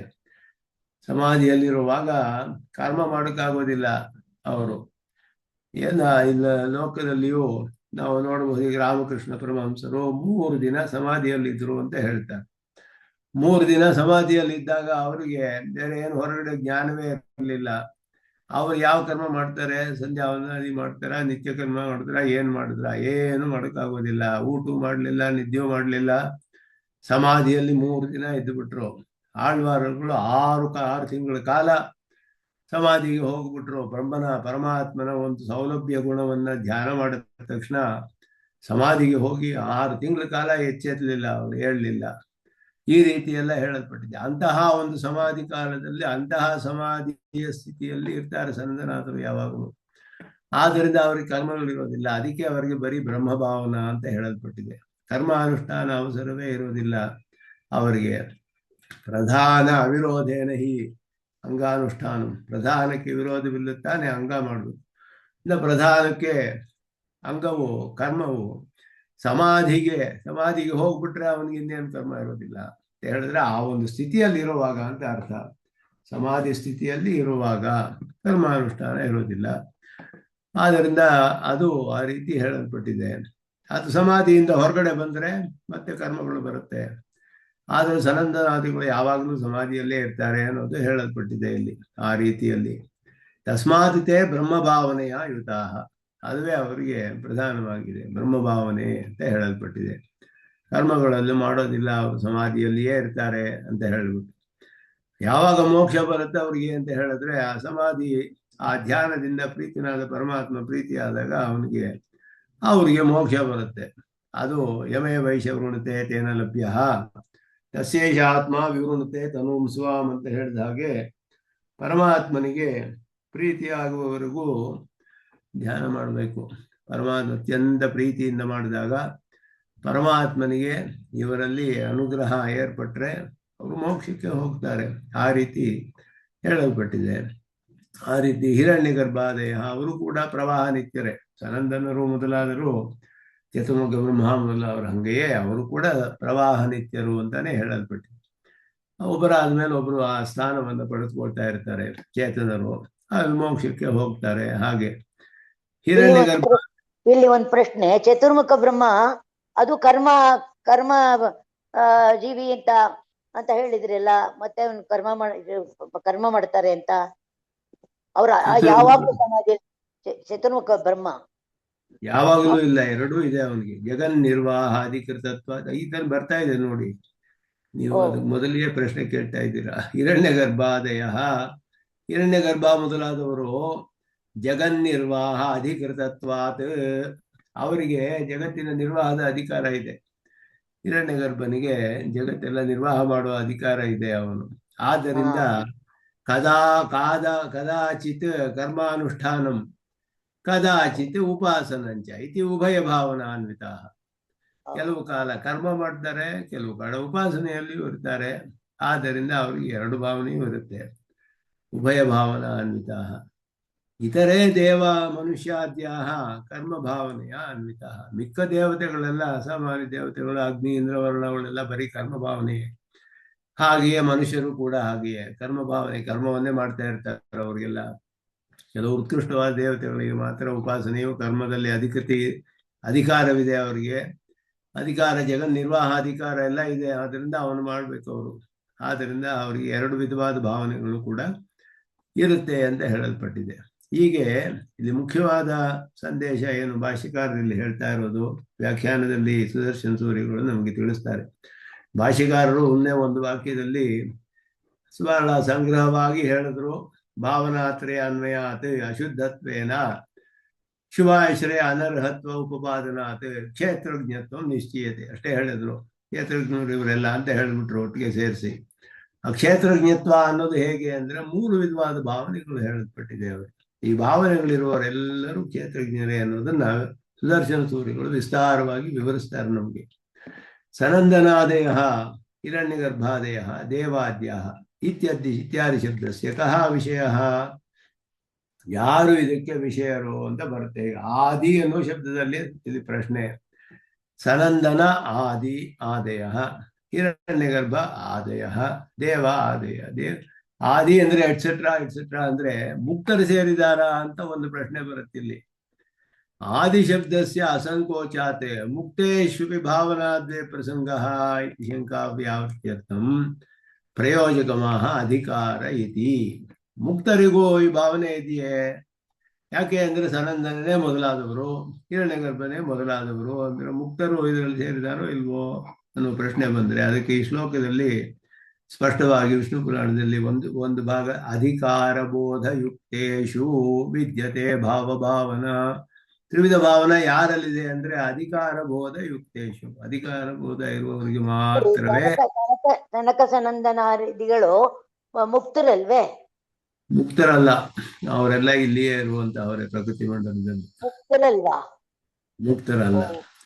ಅವರು ಒಂದ್ ಕಾಲದಲ್ಲಿ ಮೋಕ್ಷ ಬರುತ್ತೆ, ಸಮಾಧಿ ನಿಷ್ಪತ್ತಿ ಪೂರ್ಣವಾದಾಗ ಆಗ ಅವರಿಗೆ ಮೋಕ್ಷ ಬರುತ್ತೆ. ಉಪಾಸನೆ ಮಾಡುವುದು ಹಾಗೆ ಎಷ್ಟು ಕಾಲ ಉಪಾಸನೆ ಮಾಡುದು. ಹಂಗಂದ್ರೆ ಈವರೆಗೂ ಈ ಕಾಲದವರೆಗೂ ಮುಕ್ತಿ ಸಿಕ್ಕಿಲ್ಲ ಅಂತನಾ? ಹಾಗೆ ಆಗಲ್ಲ. ಕೆಲವು ಅದೆಲ್ಲ ಪ್ರವಾಹ ನಿತ್ಯರು ಅಂತ ಅವ್ರಿಗೆ ಹೇಳ್ತಾರೆ. ಈಗ ಚತುರ್ಮುಖ ಬ್ರಹ್ಮನು ಪ್ರವಾಹ ನಿತ್ಯ ಅಂತ ಹೇಳಲ್ಪಡೋದು. ಒಬ್ಬ ಚತುರ್ಮುಖ ಬ್ರಹ್ಮ ಅವನ್ 100 ವರ್ಷ ಕಾಲ ಆದ್ರೆ ಅವನ್ ಟರ್ಮ್ ಹೋದ್ರೆ ಇನ್ನೊಬ್ಬ ಅವನು ಕರ್ಮಾಧಿಕಾರಿ ಅಂತಾನೆ ಹೇಳಿರೋದಲ್ವೇ? ಕರ್ಮಾಧಿಕಾರಿ, ಅವನು ಉಪಾಸನೆ ಮಾಡಿ ಮೋಕ್ಷಕ್ಕೆ ಹೋಗ್ಬೋದು. ಆ ಚತುರ್ಮುಖ ಬ್ರಹ್ಮಸ್ಥಾನಕ್ಕೆ ಇನ್ನೊಬ್ಬ ಚೇತನ ಬರ್ತಾನೆ, ಅವನು ಚತುರ್ಮುಖ ಬ್ರಹ್ಮ ಆಗ್ತಾನೆ. ಹಾಗೆ ಸನಂದನರು ಮೊದಲಾದವರು ಕೂಡ ಹಾಗೆ, ಅವರೆಲ್ಲ ಕ್ಷೇತ್ರಜ್ಞರು. ಅವರ ಕರ್ಮ ಉತ್ಕೃಷ್ಟವಾದ ಕರ್ಮ ಮಾಡಿದ್ರು, ಆ ರೀತಿ ಸ್ಥಿತಿ ಅವರಿಗೆ ಒಂದು ಸಿಕ್ಕಿದೆ. ಅಂದ್ರೆ ವೈಕುಂಠದ್ವರೆಗೆ ಹೋಗಿ ವಿಷ್ಣುವನ್ನೆಲ್ಲ ದರ್ಶನ ಮಾಡ್ಬಿಟ್ಟು ಬರ್ತಾ ಇದ್ರು ಅವರು. ಇದು ದ್ವಾರಪಾಲಕರಿಗೆ ಅದೆಲ್ಲ ಮುಖ್ಯವಾದ ಪರಮಪದ ಅಲ್ಲ. ಅದಕ್ಕೆಲ್ಲ ದೇಶಿಕರು ಸ್ಪಷ್ಟವಾಗಿ ಎಲ್ಲ ಉತ್ತರ ಕೊಟ್ಟಿದ್ದಾರೆ ರಹಸ್ಯ ಗ್ರಂಥಗಳಲ್ಲಿ. ಅದೆಲ್ಲ ಪರಮಪದವಲ್ಲ, ಅದೆಲ್ಲ ಇಲ್ಲಿಯೇ ಯಾವುದೋ ಕೆಲವು ಲೋಕಗಳು, ವಿಷ್ಣು ಲೋಕಗಳು ಅಂತೆಲ್ಲ ಕೆಲವು ಲೋಕಗಳಿದೆ. ಅಂತ ಲೋಕಗಳಲ್ಲಿ ಆಗಿರೋದಷ್ಟೇ ಅಂತ ಅರ್ಥ ಮಾಡ್ಕೋಬೇಕು. ಪರಮಪದದಲ್ಲಿ ಆ ವಿಧವಾದ ಯಾವ ಒಂದು ಭಾವನೆಗಳು ಬರೋದಿಲ್ಲ ಅಂತ ಹೇಳಿ. ಸನಂದನ ಮೊದಲಾದವರು ಪರಮಪದ ಭಾವನೆ ದ್ವಾರಪಾಲಕರಿಗೂ ಬರಲ್ಲ ಅಂತಲ್ವಾ? ಯಾರಿಗೂ ಬರಲ್ಲ. ಸನಂದನಾದಿಗಳು ಹಾಗೆಯೇ ಅವರು ಕೂಡ ಅವರಿಗೆ ಮೋಕ್ಷ ಬಂದಾಗ ಹೋಗ್ತಾರೆ ಮೋಕ್ಷಕ್ಕೆ. ಇನ್ನೊಬ್ರು ಸನಂದನ ಆಗ್ತಾನಲ್ಲಿ, ಇನ್ನೊಬ್ಬ ಚೇತನ. ಆ ರೀತಿ ಬ್ರಹ್ಮನಿಂದ ಸೃಷ್ಟರಾದವರು ಇವರೆಲ್ಲ ಮಾನಸ ಪುತ್ರರು, ಬ್ರಹ್ಮನಿಂದ ಸೃಷ್ಟಿಯಾದವರು. ಚತುರ್ಮುಖ ಬ್ರಹ್ಮನ ಮಾನಸ ಪುತ್ರರು ಅಂದ್ರೆ ಸೃಷ್ಟಿ ಆಯ್ತಲ್ಲ ಅವರಿಗೆ. ಅಲ್ವಾ? ಪರ್ಟಿಕ್ಯುಲರ್ ಆಗಿ 4 ಜನ ತಾನೆ ಅವ್ರು ಮತ್ತೆ ಅದೇ ಹೆಸರು ಬರುತ್ತಾ? ಅದೇ ಹೆಸರು ಬರುತ್ತೆ ಪ್ರತಿ ಸತಿನೂ. ಅದೇ ಯಥಾ ಪೂರ್ವಮ ಕಲ್ಪಯತ್ ಧಾತ ಸೂರ್ಯ ಚಂದ್ರ ಕಲ್ಪಯತ್ ಹೇಗ್ ಬರುತ್ತೆ? ಅವ್ರು 4 ಜನನು ಮುಕ್ತರಾಗ್ಬಿಟ್ರೆ ಆಮೇಲೂ ಬಂದ್ರೆ ಆವಾಗ ಇನ್ನೊಬ್ಬ ಚೇತನ ಬಂದ್ರೆ ಅವನಿಗೂ ಸನಂದನ ಅಂತಾನೆ ಹೆಸರು. ಚೀಫ್ ಮಿನಿಸ್ಟರ್ ಅಂತ ಹೇಳಲ್ವಾ? ಆ ತರ ಚೀಫ್ ಮಿನಿಸ್ಟರ್ ಪೋಸ್ಟ್ ಇದೆಯಲ್ಲ, ಚೀಫ್ ಮಿನಿಸ್ಟರ್ ಬ್ರಹ್ಮ ಮಾನಸ ಪುತ್ರ ಅನ್ನೋದು ಒಂದು ಪೋಸ್ಟ್ ಅಷ್ಟೇ. ಅದೇ ಅರ್ಥ. ಇಂದ್ರಾದಿಗಳು ಕೂಡ ಪೋಸ್ಟ್ಗಳು, ಅಗ್ನಿಯು ಪೋಸ್ಟ್. ಅದರ್ಥ ಆಗತ್ತೆ. ಇದಕ್ಕಿಂತ ಅಭವ ಸನಕ ಸನಂದನ ಆದಿಗಳು ಅವ್ರುಗಳು ಹಾಗೆಯೇ ಎಲ್ಲ ಇಲ್ಲಿ ಸೃಷ್ಟಿಯಾಗಿರೋರೆಲ್ಲ ಅಂತವರೆಲ್ಲರೂ ಹಾಗೆಯೇ, ಅಧಿಕಾರಿ ಪುರುಷರವರೆಲ್ಲ ಅವರೆಲ್ಲ ಹಾಗೆಯೇ. ಸನಂದನವರು ಹಾಗೆಯೇ, ಚತುರ್ಮುಖ ಬ್ರಹ್ಮನು ಹಾಗೆಯೇ, ಇಂದ್ರ ಅಗ್ನಿ ದೇವತೆಗಳು ಹಾಗೆಯೇ, ಎಲ್ಲರೂ ಅವರು ವಸಿಷ್ಠ ವಿಶ್ವಾಮಿತ್ರರು ಹಾಗೆಯೇ, ವ್ಯಾಸರು ಹಾಗೆಯೇ. ಅದೆಲ್ಲ ಪೋಸ್ಟ್ಗಳು, ಅದೆಲ್ಲ ಪೊಸಿಷನ್ಸ್. ಬೇರೆ ಬೇರೆ ಚೇತನರು ಬೇರೆ ಬೇರೆ ಕಾಲದಲ್ಲಿ ಆ ಪೊಸಿಷನ್ ಅಲ್ಲಿ ಇರ್ತಾರೆ, ಆ ಕೆಲಸಗಳನ್ನ ಮಾಡ್ತಾರೆ. ಹಾಗರ್ಥ. ಅದೆಲ್ಲ ಅದು ಹೇಳಿದೆ ಬ್ರಹ್ಮಸೂತ್ರದಲ್ಲಿಯೇ ಬಂದುಬಿಡ್ತು. ಅದೆಲ್ಲ 3 ಸೂತ್ರಗಳು ಬ್ರಹ್ಮದಲ್ಲಿ ವೇದ ನಿತ್ಯತ್ವ ಹೇಳುವಾಗ ಅದಕ್ಕೆ ವೇದಗಳೊಡನೆ ಈ ರೀತಿ ಸೃಷ್ಟಿಯಾಗಿರೋರೆಲ್ಲ ಇಂದ್ರಾದಿ ದೇವತೆಗಳಿಗೆಲ್ಲ ಒಂದು ಕಾಲ, ಪರಿಮಿತವಾದ ಕಾಲ ಇದೆ. ಚತುರ್ಮುಖ 100 ವರ್ಷ ಆಯ್ತು ಅಂದ್ರೆ ಮುಗೀತು ಅಂತ ಹೇಳಿದ್ರೆ, ಇಂದ್ರನ ಕಾಲವು 100 ವರ್ಷ ಆದ್ರೆ ಮುಗೀತು ಅಂತ ಹೇಳಿದ್ರೆ, ಇಂದ್ರ ಆಯಾಹಿ ಅಂತ ಮಂತ್ರ ಹೇಳುತ್ತೆ. ಇಂದ್ರನ ಆಹ್ವಾನ ಮಾಡೋ ಮಂತ್ರ ಇದೆ. ಯಾರು ಬರ್ತಾರೆ ಆವಾಗ? ಇಂದ್ರನೇ ಇಲ್ಲದೆ ಹೋದ್ರೆ, ಯಾರು ಬರೋದೇ ಹೋದ್ರೆ ವೇದ ಮಂತ್ರ ವ್ಯರ್ಥವಾಗ್ಬಿಡುತ್ತಲ್ಲ, ಅರ್ಥಹೀನವಾಗ್ಬಿಡುತ್ತೆ. ಆದ್ದರಿಂದ ಅದಕ್ಕೆ ಆ ರೀತಿ ವೇದಕ್ಕೆ ಅನಿತ್ಯತ್ವ ಬಂದ್ಬಿಡುತ್ತೆ, ಅಪ್ರಾಮಾಣ್ಯ ಬಂದ್ಬಿಡುತ್ತೆ ಎಲ್ಲ ಪ್ರಶ್ನೆ ಮಾಡಿ. ಹಾಗಲ್ಲ, ಒಬ್ಬನ ಇಂದ್ರ ಮುಗಿದ್ರೆ ಇನ್ನೊಬ್ಬ ಇಂದ್ರ ಬರ್ತಾನಲ್ಲಿ. ಹಾಗೆಯೇ ಎಲ್ಲರೂ ಕೂಡ ಸನಂದನರು, ಇವರು ಜ್ಯೋತಿರ್ಮುಖ ಬ್ರಹ್ಮ ಎಲ್ಲರೂ ಹಾಗೆ ಪ್ರವಾಹ ನಿತ್ಯರು ಅಂತ ಹೆಸರು ಅದಕ್ಕೆ, ಪ್ರವಾಹ ನಿತ್ಯತ್ವ. ಇದನ್ನ ಶಂಕರಾಚಾರ್ಯರು ಹೇಳ್ತಾರೆ ಬ್ರಹ್ಮಸೂತ್ರ ಭಾಷ್ಯದಲ್ಲಿ, ಪ್ರವಾಹ ನಿತ್ಯರು ಅನ್ನೋದು. ಭಾಷ್ಯಕಾರರು ಹೇಳಿದ್ದಾರೆ ಅಥೇವಚ ನಿತ್ಯತ್ವಂ ಅಂತ ಬ್ರಹ್ಮಸೂತ್ರ, ಅಥೇವಚ ನಿತ್ಯತ್ವಂ ಸೂತ್ರದಲ್ಲಿ ಹೇಳ್ತಾರೆ. ಅದು ಹಾಗೆ ಸೃಷ್ಟಿಯಲ್ಲಿಯೂ ಕೂಡ ಹಾಗೆಯೇ, ಒಂದು ಪ್ರಾಕೃತ ಸೃಷ್ಟಿಯಲ್ಲಿಯೂ ಹಾಗೆಯೇ. ಚತುರ್ಮುಖ ಬ್ರಹ್ಮನೂ ಹೋಗ್ಬಿಟ್ರೆ ಆವಾಗ ಏನಾಗುತ್ತೆ ಅಂತ ಆವಾಗಲೂ ಅದೇ ರೀತಿ ಇನ್ನೊಬ್ಬ ಚತುರ್ಮುಖ ಬ್ರಹ್ಮ ಬರ್ತಾನೆ, ಅವನ ಟರ್ಮ್ ತಿರ್ಗಾ ಶುರು ಆಗುತ್ತೆ. ಹೀಗೆ ನಡೀತಾನೆ ಇರುತ್ತೆ ಸೃಷ್ಟಿ. ಯಥಾಧ ಸೂರ್ಯ ಚಂದ್ರ ಘೃತ ಅಗ್ನಿ, ಘೃತವಾಗಲಿ ಗೌವಾಗಲಿ ಸೂರ್ಯ ಎಲ್ಲ ಅದದೇ ಹೆಸರುಗಳು ಹಂಗಂಗೆ ಇರುತ್ತೆ. ವೇದ ಶಬ್ದಗಳು ನಿತ್ಯವಾದದ್ದು, ವೇದ ಶಬ್ದಗಳನ್ನು ನೋಡ್ಕೊಂಡೇ ಎಲ್ಲ ಸೃಷ್ಟಿಯನ್ನು ಮಾಡೋದು. ಆದ್ದರಿಂದ ಚೇತನರುಗಳು ಬೇರೆ ಬೇರೆ ಬರ್ತಾ ಇರ್ತಾರೆ ಆ ಪೊಸಿಷನ್ ಅಲ್ಲಿ. ಅವ್ರು ಬರ್ತಾರೆ, ಅವ್ರು ಕೆಲವರು ಮೋಕ್ಷಕ್ಕೆ ಹೋಗ್ಬೋದು, ಕೆಲವರು ಮುಂದೆ ಕಂಟಿನ್ಯೂ ಮಾಡ್ಬೋದು, ಮತ್ತೆ ಯಾವಗಳನ್ನು ಮಾಡಿ ಮತ್ತೆ ಅದೇ ಪೊಸಿಷನ್ ತಗೊಳ್ಬೋದು. ಇದೆಲ್ಲ ವೇದದಲ್ಲಿ ಅನೇಕವಾಗಿ ಹೇಳಿದೆ. ಈಗ ವೇದಕ್ಕೆ ಮಂತ್ರಗಳೇ ಇದೆ ಇದಕ್ಕೆಲ್ಲ, ವೇದದಲ್ಲಿ ನೇರವಾಗಿ ಸ್ಪಷ್ಟವಾಗಿ ಹೇಳಿದೆ ಇದೆಲ್ಲ. ಅದರಿಂದ ಅದಕ್ಕೆ ಪ್ರವಾಹ ನಿತ್ಯತ್ವ ಅಂತ ಹೆಸರು ಅದಕ್ಕೆ. ಇಲ್ಲಿ ಅಧಿಕಾರ ಬೋಧ ಯುಕ್ತೇಶು ಅಂತ ಹೇಳಿದಾಗ ಕರ್ಮಣಿ ಐಶ್ವರ್ಯ ಬೋಧ ಅಧಿಕಾರ ಅಂತ, ಇದು ಅಧಿಕಾರ ಲಕ್ಷಣ ಪೂರ್ವಮೀಮಾಂಸಕರು ಹೇಳೋದು. ಅಧಿಕಾರ ಅಂತ ಹೇಳೋದಕ್ಕೆ ಲಕ್ಷಣ ಪೂರ್ವಮೀಮಾಂಸಕರು ಕರ್ಮಣಿ ಐಶ್ವರ್ಯ ಬೋಧ. ಐಶ್ವರ್ಯ ಅಂದ್ರೆ ಈಶ್ವರತ್ವ ಭಾವ, ಒಡೆಯನಾಗಿರೋದು. ಕರ್ಮದಕ್ಕೆ ನಾನೇ ಒಡೆಯ ಅಂತ ಯಾರು ತಿಳಿತಾನೋ ಅವನು ಅಧಿಕಾರಿ. ಸ್ವಪ್ರಯೋಜನ ಸಾಧನತ್ವಾತ್ ಕರ್ಮಣಿ ಸ್ವಕೀಯತ್ವ ಬುದ್ಧಿ ಅಧಿಕಾರ ಇತ್ಯರ್ಥ. ನನ್ನ ಪ್ರಯೋಜನವನ್ನ ಇದು ಸಾಧಿಸುತ್ತೆ, ನನಗೆ ಫಲ ಕೊಡುತ್ತೆ, ನನಗೆ ಬೇಕಾದ ಫಲವನ್ನ, ಪ್ರಯೋಜನ ಫಲ, ನನಗೆ ಬೇಕಾದ ಫಲ ಕೊಡೋಕ್ಕೆ ಈ ಕರ್ಮ ಸಾಧಿಸುತ್ತೆ. ಆದ್ರಿಂದ ಇದು ನನಗೆ ಸೇರಿದ ಕರ್ಮ, ಇದು ನಾನು ಮಾಡಬಹುದು ಅಂತ ಒಬ್ಬ ಮಾಡ್ತಾನೆ, ಅದು ಅಧಿಕಾರ ಅಂತ ಹೇಳಲ್ಪಟ್ಟಿದೆ. ಎಲ್ಲರಿಗೂ ಅಧಿಕಾರ ಇರೋದಿಲ್ಲ. ಈ ರೀತಿ ಬುದ್ಧಿ ಬರ್ಬೇಕಾದ್ರೆ ಅವರಿಗೆ ಅದಕ್ಕೆ ಯೋಗ್ಯತೆ ಎಲ್ಲ ಇರಬೇಕು. ಇದ್ದರೆ ಆವಾಗ ಅವನಿಗೆ ಆ ಪ್ರಯೋಜನತ್ವ ಬುದ್ಧಿ. ರಾಜಸೂಯ ಮಾಡ್ಬೇಕಾದ್ರೆ ರಾಜನೇ ಆಗಿರ್ಬೇಕು. ಅದು ಹೆಚ್ಚಾದ ರಾಜರನ್ನೆಲ್ಲ ಸೋಲಿಸಿ ನಾನು ರಾಜ್ಯವನ್ನ ವಿಸ್ತಾರ ಮಾಡಬೇಕು ಅಂತ ಒಬ್ಬ ತಿಳ್ಕೊಂಡ್ರೆ ರಾಜನಿಗೆ ರಾಜಸೂಯ ಯಾಗ ಇದೆ, ಇದು ನನಗೋಸ್ಕರವೇ ಇರೋದು, ನಾನು ಇದನ್ನ ಮಾಡಿ ರಾಜ್ಯವನ್ನ ಪಡೆದುಕೊಳ್ಬಹುದು ಅಂತ ಹೇಳಿ ತಿಳ್ಕೊಂಡು ಮಾಡ್ತಾನೆ. ಅದರಲ್ಲಿ ಅವನಿಗೆ ಅಧಿಕಾರ ಏರ್ಪಡುತ್ತೆ, ಅಧಿಕಾರವಿದೆ ಅವನಿಗೆ. ಇದು ಅಧಿಕಾರ ಅನ್ನೋದು ಈ ರೀತಿ ಪೂರ್ವಮೀಮಾಂಸದಲ್ಲಿ ಹೇಳೋ ವಿಷಯ. ವೇದಾಧಿಕಾರ, ವೇದದಲ್ಲಿ ಆ ಪ್ರಯೋಜನ ಅಂತ ತನ್ನದು ಅಂತ ತಿಳಿದು ಅದನ್ನ ಅನುಷ್ಠಾನ ಮಾಡುವಂಥದ್ದು. ಅಧಿಕಾರ ಬೋಧ ಯುಕ್ತೇಶು ಅನ್ನುವ ಶಬ್ದ ಅದನ್ನು ತಿಳಿಸುತ್ತೆ. ಅಧಿಕಾರ ರೂಪ ಬೋಧ ಯುಕ್ತೇಶು ಅನುಷ್ಠೇಯ ವಿಷಯ ಸ್ವಕೀಯತ್ವ ಬುದ್ಧಿ ಯುಕ್ತೇಶು. ಯಾರ್ಯಾರಿಗೆಲ್ಲ ಈ ರೀತಿ ಶಾಸ್ತ್ರದಲ್ಲಿ ಹೇಳಿರೋ ಉಪಾಯಗಳನ್ನೆಲ್ಲ ಅನುಷ್ಠಾನ ಮಾಡೋಕ್ಕೆ ಅಧಿಕಾರವಿದೆಯೋ ಅವರೆಲ್ಲ ಆಧಿಕಾರಿಕ ಪುರುಷರು, ಅಧಿಕಾರ ಇರುವಂತಹವರು. ಅವರೆಲ್ಲರೂ ಕ್ಷೇತ್ರಜ್ಞರೇ, ಶಾಸ್ತ್ರವಶ್ಯತ್ವ ಇರೋವರೆಲ್ಲ ಕ್ಷೇತ್ರಜ್ಞರೇ. ಆದ್ದರಿಂದ ಆ ಒಂದು ಪಾದ ಶ್ಲೋಕದಲ್ಲಿ ಸ್ಪಷ್ಟವಾಗಿ ಇವರೆಲ್ಲರಿಗೂ ಕೂಡ ಕ್ಷೇತ್ರಜ್ಞತ್ವ ಅನ್ನೋದು ಸ್ಪಷ್ಟವಾಗಿ ತಿಳಿಸುತ್ತೆ. ಅದನ್ನು ಭಾಷಿಕರು ಒಂದೇ ವಾಕ್ಯದಲ್ಲಿ ಇವರೆಲ್ಲ ಕ್ಷೇತ್ರಜ್ಞರೇ ಅಂತ ಹೇಳಿಬಿಟ್ರು. ದೇಹ ಸಂಬಂಧ ಇದೆ ಅವ್ರಿಗೆಲ್ಲ, ಸೃಷ್ಟಿಯಾಗುತ್ತೆ ದೇಹದ. ಇವಾಗ ಸನಂದನಿಗೂ ಒಂದು ದೇಹ ಸಂಬಂಧ ಬರುತ್ತೆ, ಅವನಿಗೂ ನಾಮರೂಪ ವಿಭಾಗ ಆಗುತ್ತೆ, ಅದರಲ್ಲೆಲ್ಲ ಅವ್ರಿಗೂ ಅನ್ವಯ ಇದೆ, ಸೃಷ್ಟಿ ಆಗ್ತಾರೆ ಅವರು ಮಾನಸ ಪುತ್ರರಾಗಿ. ಅವ್ರಿಗೂ ಅದೆಲ್ಲ ಇರೋದ್ರಿಂದ ಎಲ್ಲ ಕ್ಷೇತ್ರಜ್ಞರು, ಎಲ್ಲರೂ ಕೂಡ ಕರ್ಮವಶ್ಯರೇ. ಮುಮುಕ್ಷೋ ಉಪಾಸನೆ ಸ್ವಕೀಯತ್ವ ಬುದ್ಧಿ. ಮುಮುಕ್ಷು ಆದವನಿಗೆ ಇದು ನನಗೆ ಮೋಕ್ಷ ಪಡೆದುಕೊಳ್ಳೋಕ್ಕೆ ನಾನು ಉಪಾಸನೆ ಮಾಡಬೇಕು, ಆದ್ದರಿಂದ ಇದು ಮೋಕ್ಷಕ್ಕೋಸ್ಕರವೇ ಇರೋದು, ಮೋಕ್ಷ ಫಲ ನನಗೆ ಬೇಕು, ಉಪಾಸನೆಯನ್ನು ಮಾಡ್ತಾನೆ. ಅದು ಅವನಿಗೆ ಅಧಿಕಾರ ಆಗುತ್ತಲ್ಲಿ. ಬುಭುಕ್ಷೋ ಕರ್ಮಣಿ ಸ್ವಕೀಯತ್ವ ಬುದ್ಧಿ. ಬುಭುಕ್ಷು ಆದವನು ಅನುಭವಿಸಲು ಸುಖಗಳನ್ನೆಲ್ಲ ಅನುಭವಿಸಲು ಮಾಡುವಂತಹವನು ಸ್ವರ್ಗಾದಿ ಫಲಗಳು, ಜ್ಯೋತಿಷ್ಠಮಾದಿ ಯಾಗಗಳೆಲ್ಲ ಮಾಡ್ತಾನೆ. ಅದರಲ್ಲೆಲ್ಲ ಅವನಿಗೆ ಅಧಿಕಾರ ಅಂತ ಹೇಳಲ್ಪಡುತ್ತೆ. ಹೀಗೆ ಅಧಿಕಾರ ಬೋಧಶ್ಚ ಕೇಶು ಇತ್ಯತ್ರ ಕ್ಷೀಣೇಶು. ಎಲ್ಲರಿಗೂ ವಿಶೇಷ ಜ್ಞಾನ ಕರ್ಮಸು. ವಿಶೇಷ ಜ್ಞಾನಂ ಅಂದ್ರೆ ದೇವೋಹಂ ಮನುಷ್ಯೋಹಂ ಇತ್ಯಾದಿ ಜ್ಞಾನ. ಅದರಿಂದ ಇವರೆಲ್ಲರೂ ಕೂಡ ಅಧಿಕಾರಿ ಪುರುಷರು ಅಂತ ಹೇಳಿದೆ. ಎಲ್ಲರಿಗೂ ಕೂಡ ಯಾರ್ಯಾರಿಗೆಲ್ಲ ಸ್ವಕೀಯತ್ವ ಬುದ್ಧಿ ಬರುತ್ತೋ ಅವ್ರಿಗೆಲ್ಲ ಇವರೆಲ್ಲ ಕೂಡ ಅಧಿಕಾರ ಇರುವ ಪುರುಷರು. ವಿಶೇಷಜ್ಞಾನೇ ತದ್ದೇಷು ಚ ಕರ್ಮಸು ವಿದ್ಯಮಾನೇಷು ಅಧಿಕಾರಬೋಧ ಸಂಭವತಿ. ಜ್ಞಾನ ಒಂದು ಇದ್ರೆ ಆ ಜ್ಞಾನಕ್ಕೆ ಕಾರಣವಾದ ಕರ್ಮ ಇರುವಾಗ ಆ ಜ್ಞಾನಕ್ಕೆ ವಿಶೇಷ ಜ್ಞಾನೇ ತದ್ದೇತುಷು ಚ ಕರ್ಮಸು ವಿದ್ಯಮಾನೇಸು ಕರ್ಮಗಳಲ್ಲಿರುವಾಗ ಅಧಿಕಾರ ಬೋಧ ಸಂಭವತಿ. ಇದರಲ್ಲಿ ಅಧಿಕಾರವಿದೆ ಅನ್ನೋ ಜ್ಞಾನ ಉಂಟಾಗುತ್ತೆ. ಅಂತಹ ಒಂದು ಜ್ಞಾನದಿಂದ ಯಾರು ಸಂಬಂಧಿಸಿದಾರೋ ತದ್ಯುಕ್ತೇಶು ಭಾವನಾತ್ರಯ ಅನ್ವಯ ನ ಮುಕ್ತೇಶು ಪ್ರಸಂಗ. ಮುಕ್ತರಿಗೆ ಇದು ಯಾವುದೂ ಇಲ್ಲ.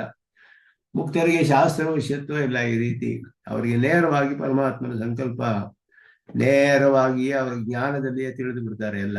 ಅವರಿಗೆ ಶಾಸ್ತ್ರ ಬೇಕಾಗಿಲ್ಲ. ಶಾಸ್ತ್ರದಲ್ಲಿ ಪರಮಾತ್ಮನು ಚತುರ್ಮುಖ ಬ್ರಹ್ಮನಿಗೆ ಉಪದೇಶ ಮಾಡಿ ಎಲ್ಲ ಇದು ನನ್ನ ಆಜ್ಞಾ ರೂಪವಾದದ್ದು, ಇದನ್ನ ಎಲ್ಲರಿಗೂ ಉಪದೇಶ ಮಾಡು, ಪ್ರವರ್ತನೆ ಮಾಡು ಅಂತ ಹೇಳಿ ಈ ಪ್ರಪಂಚದಲ್ಲಿ ಪ್ರಕೃತಿ ಮಂಡಲದಲ್ಲಿರುವ ಸಕಲರಿಗೂ ಶಾಸ್ತ್ರವಶ್ಯತ್ವವಿದೆ.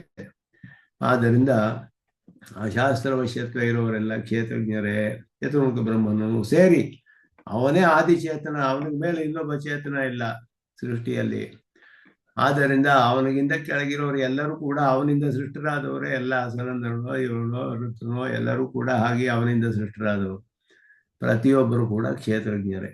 ಏವಂ ಅದನ್ನ ಮುಕ್ತರು ಇಲ್ಲಿ ವಿಷಯವಲ್ಲ, ಮುಕ್ತರು ಇದರಲ್ಲಿ ವಿಷಯವಲ್ಲ ಅನ್ನೋದು ಪ್ರಧಾನ. ಅವರಿಗೆ ಭಾವನಾತ್ರಯ ಅನ್ವಯವಿಲ್ಲ.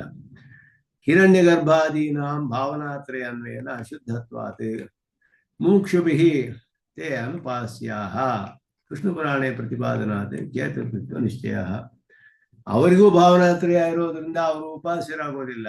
ಮುಮುಕ್ಷು ಮೋಕ್ಷ ಪಡ್ಕೊಳ್ಳೋವನು ಹಿರಣ್ಯ ಗರ್ಭನ ಉಪಾಸನೆ ಮಾಡಿದ್ರೆ ಹಿರಣ್ಯ ಗರ್ಭನ ಲೋಕ ಸಿಗುತ್ತೆ ಅಷ್ಟೇ. ಅದು ಪ್ರಕೃತಿ ಮಂಡಲದಲ್ಲೇ ಒಂದು ಅನುಭವ.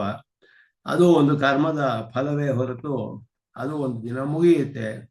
ಮತ್ತೆ ಮಿಕ್ಕ ಕರ್ಮಗಳ ಅನುಭವಿಸಕ್ಕೆ ಮತ್ತೆ ಅವನು ಬರ್ತಾನೆ, ಇನ್ನೊಂದು ಜನ್ಮ ತೆಗಿತಾನೆ. ಆದ್ದರಿಂದ ಆ ಮುಮುಕ್ಷುಗಳಿಗೆ ಉಪಾಸ್ಯರಾಗೋದಿಲ್ಲ. ಅವರೆಲ್ಲ ಅಶುದ್ಧರು. ಅಶುದ್ಧ ಅಸ್ತೆ ಸಮಸ್ತಾಸ್ತು ದೇವಾದ್ಯಾಹ ಕರ್ಮಯೋನೇಯ ಅಂತ ವಿಷ್ಣು ಪುರಾಣದಲ್ಲಿ ಸ್ಪಷ್ಟವಾಗಿ ಹೇಳಿದೆ ಇದೆಲ್ಲ. ಆದ್ದರಿಂದ ಮುಕ್ತರು ಇದಕ್ಕೆ ವಿಷಯವಲ್ಲ ಅನ್ನೋದನ್ನ ಇಲ್ಲಿ ಸ್ವಲ್ಪ ವಿವರವಾಗಿ ತಿಳಿಸ್ತಾರೆ. ಏವಂ ಶ್ರುತಿವಾಕ್ಯೇಷು ಸ್ವಪಕ್ಷ ಸಾಧನ ಪ್ರಮಾಣ ಉಪನ್ಯಾಸ ಪರಮತ ಶಂಕಾ ನಿರಾಸೌ ಕೃತೌ. ಇಲ್ಲಿಯವರೆಗೂ ವೇದಾರ್ಥ ಸಂಗ್ರಹದಲ್ಲಿ ಆರಂಭದಿಂದ ಓದ್ಕೊಂಡ್ ಬರ್ತಾ ಇದ್ದೀವಿ. ನೋಡ್ಕೊಂಡು ವೇದಾರ್ಥ ಸಂಗ್ರಹದಲ್ಲಿ 400 ಪೇಜು, 400 ಪುಟ ಆಯ್ತು ಕನ್ನಡ ಪುಸ್ತಕದಲ್ಲಿ. ಹತ್ತತ್ರ 398ನೇ ಪೇಜು. ಅಲ್ಲಿಯವರೆಗೂ ಮಾಡಿರುವ 2 ಮುಖ್ಯವಾದ ಸ್ಥಾಪನೆ ಭಾಷಿಕಾರರು ಮಾಡಿರುವ ಸಾಧಿಸಿರುವ ವಿಷಯ ಏನು ಅಂದ್ರೆ ಸ್ವಪಕ್ಷ ಸಾಧನ ಪ್ರಮಾಣ ಉಪನ್ಯಾಸ. ತಮ್ಮ ಪಕ್ಷವನ್ನು ಸಾರಿಸುವ ಪ್ರಮಾಣಗಳನ್ನೆಲ್ಲ ಪೂರ್ಣವಾಗಿ ಹೇಳಿದ್ರು. ಶ್ರುತಿ ಸ್ಮೃತಿ ಇತಿಹಾಸ ಪುರಾಣಗಳೇನು ಎಲ್ಲವನ್ನೂ ಹೇಳಿದ್ರು. ಪರಮತ ಶಂಕ ನಿರಾಸು, ಪರಮತಗಳೆಲ್ಲ ಶಂಕೆಗಳನ್ನೆಲ್ಲ ನಿರಸನ ಮಾಡಿ ಇದೆರಡು ಕೂಡ ಮಾಡಿದ್ರು. ತಥಾ ಉಪಬ್ರಹ್ಮಣೇಶು ಅಪಿ, ಉಪಬ್ರಹ್ಮಣಗಳಲ್ಲಿಯೂ ಕೂಡ ಪೂರ್ವಂ ಸ್ವಪಕ್ಷ ಸಾಧನ ವಚನಾನಿ ಉಪನ್ಯಸ್ಯ. ಪುರಾಣ ಇತಿಹಾಸ ಉಪಬ್ರಹ್ಮಣಗಳಲ್ಲಿಯೂ ಮೊದಲು ತಮ್ಮ ಪಕ್ಷವನ್ನು ಸಾಧಿಸುವ ಪ್ರಮಾಣಗಳನ್ನೆಲ್ಲ ಹೇಳಿ ಪರಮತ ಶಂಕಾ ನಿರಾಸಶ್ಚ ಕೃತಃ. ಮೊದಲು ಶ್ರುತಿ ವಾಕ್ಯಗಳಲ್ಲಿ, ಆಮೇಲೆ ಉಪಬ್ರಹ್ಮಣಗಳಲ್ಲಿ, ಎರಡರಲ್ಲಿಯೂ ಕೂಡ ಸ್ವಪಕ್ಷ ಸ್ಥಾಪನೆ, ಪರಮತ ಶಂಕಾ ನಿರಾಸ ಇದೆರಡನ್ನು ಕೂಡ ಇದುವರೆಗೂ ಸಾರಿಸಿದ್ದಾರೆ. ಇಲ್ಲಿಯವರೆಗೂ ಹೇಳಿರುವ ಅರ್ಥ ಏನು ಅಂದ್ರೆ ಪ್ರಥಮ ಶ್ಲೋಕೋಕ್ತಂ ವಿಷ್ಣವೇ ಇತಿ ಪದಂ ವಿವೃತಂ ಭವತಿ. ಮೊದಲ ಶ್ಲೋಕದಲ್ಲಿ ಆರಂಭದಲ್ಲಿ ಏನು ಹೇಳಿದ್ರು ಅಂತ ಹೇಳಿದ್ರೆ ಆರಂಭವಾದ ಶ್ಲೋಕ, ಅದರಲ್ಲಿ ಮುಖ್ಯವಾದ ಒಂದು ಅರ್ಥವನ್ನ ಹೇಳ್ತಾರೆ ಭಾಷೆಕಾರರು. ಅದನ್ನ ನಾವು ಜ್ಞಾಪಕದಲ್ಲಿ ಇಟ್ಕೋಬೇಕು. ಇಲ್ಲ ಹೋದ್ರೆ ಎಲ್ಲವೂ ಮರೆತು ಹೋಗುತ್ತೆ. ಮೊದಲ ಆರಂಭ ಶ್ಲೋಕ ಏನು ಅನ್ನೋದೇ, ಅದರಲ್ಲಿ ಮಂಗಳ ಶ್ಲೋಕ ವಿಷ್ಣು ಪುರಾಣದಲ್ಲಿ ಏನು ಅಂತ ಹೇಳಿದ್ರೆ ಅಶೇಷ ಚಿದಚಿದ್ವಸ್ತು ಶೇಷಿಣೇ ಶೇಷಶಾಯಿನೇ ನಿರ್ಮಲಾನಂತ ಕಲ್ಯಾಣ ನಿಧಯೇ ವಿಷ್ಣವೇ ನಮಃ ಅನ್ನೋದು. ಇದು ಆರಂಭ ಮಂಗಳ ಶ್ಲೋಕ. ದಿನವೂ ಹೇಳ್ತೀವಿ ಇದನ್ನ. ಇದರಲ್ಲಿ ವಿಷ್ಣವೇ ಅನ್ನೋ ಶಬ್ದವೇ ಇಲ್ಲಿಯವರೆಗೂ ಸ್ಥಾಪನೆ ಮಾಡಿದ್ದಾರೆ ಅಂತ ಹೇಳಿದ್ರು. ಅವನಿಗೆ ಉಭಯವಿಭೂತಿ ನಾಯಕತ್ವವು ಮೊದಲ ಪಾದದಲ್ಲಿ ಹೇಳಿದೆ. ಅಶೇಷ ಚಿದಚಿದ್ವಸ್ತು ಶೇಷಿನೇ ಶೇಷಶಾಯಿನೇ ಅನ್ನೋದ್ರಿಂದ ಉಭಯ ವಿಭೂತಿ ವಿಶಿಷ್ಟತ್ವ, ಚಿರಚಿದ್ವಸ್ತು ಶೇಷಿ ಅಂತ ಹೇಳಿರೋದ್ರಿಂದ ಇಲ್ಲಿ ಚಿರಚಿದ್ವಸ್ತುಗಳು ಇರೋ ಪ್ರಕೃತಿ ಮಂಡಲದಲ್ಲಿ ಇದೆಲ್ಲ ಲೀಲಾ ವಿಭೂತಿಗೆ ಅವನು ಶೇಷಿ. ಶೇಷಶಾಯಿತ್ವ ಹೇಳಿರೋದು ನಿತ್ಯ ವಿಭೂತಿಗೆ ಉಪಲಕ್ಷಣ.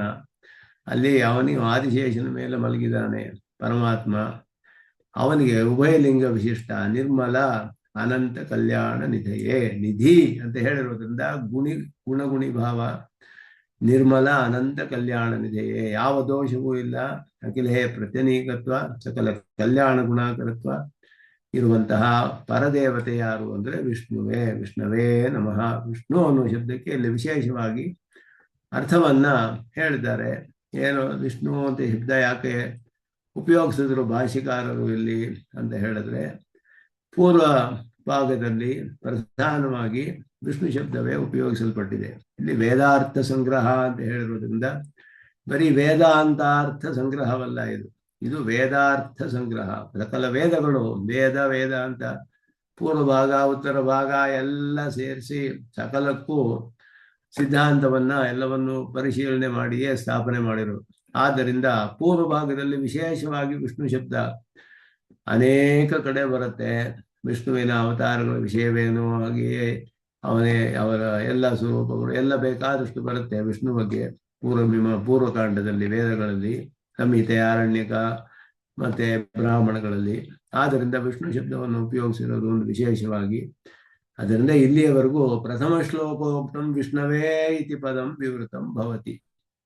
ಸುದರ್ಶನ ಸೂರ್ಯರು ತಿಳಿಸ್ತಾರೆ ಈ ಶಬ್ದಕ್ಕೆ ಪೂರ್ಣವಾದ ಅರ್ಥ ಇಲ್ಲಿವರೆಗೂ ಹೇಳಿದ್ರು ಅಂತ ಹೇಳ್ಬಿಟ್ರು. ಈಗ ಮುಂದೆ ಉಕ್ತಾರ್ಥಸ್ಥೇಮ್ನೇ ಸ್ಥಿರೀಕರಣ ಭಾಗ ಅಂತ ಇದೆ ಮುಂದೆ.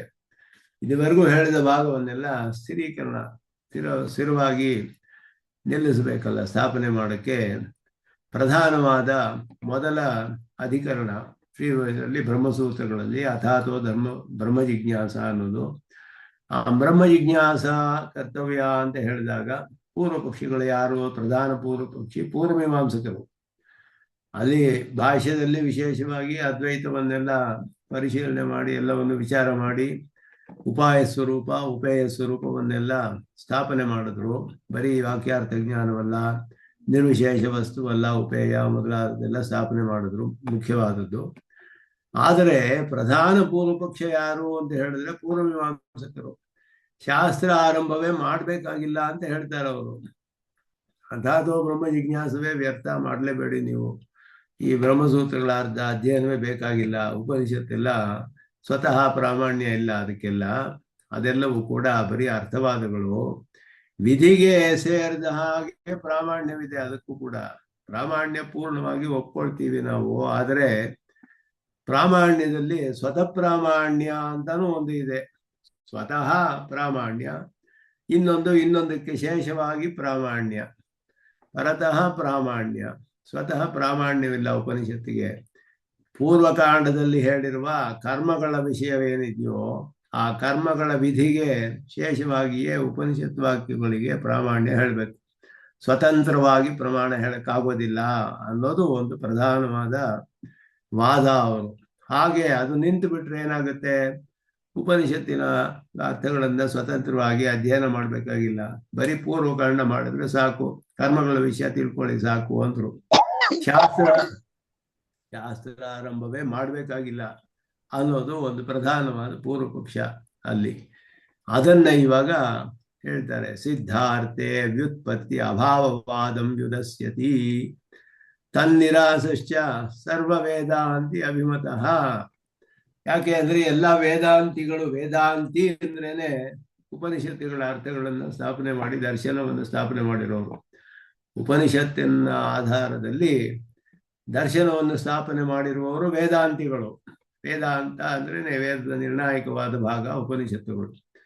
ಅದನ್ನ ಆಧರಿಸಿ ತಮ್ಮ ದರ್ಶನವನ್ನ ಸ್ಥಾಪನೆ ಮಾಡಿ ತತ್ವಹಿತ ಪುರುಷಾರ್ಥಗಳ ವಿಷಯಗಳನ್ನೆಲ್ಲ ಸ್ಥಾಪನೆ ಮಾಡಿರುವವರು ವೇದಾಂತಿಗಳು. ಎಲ್ಲಾ ವೇದಾಂತಿಗಳಿಗೂ ಬ್ರಹ್ಮಸೂತ್ರ ಅಧ್ಯಯನ ಪ್ರಧಾನ ಮಾಡಲೇಬೇಕು.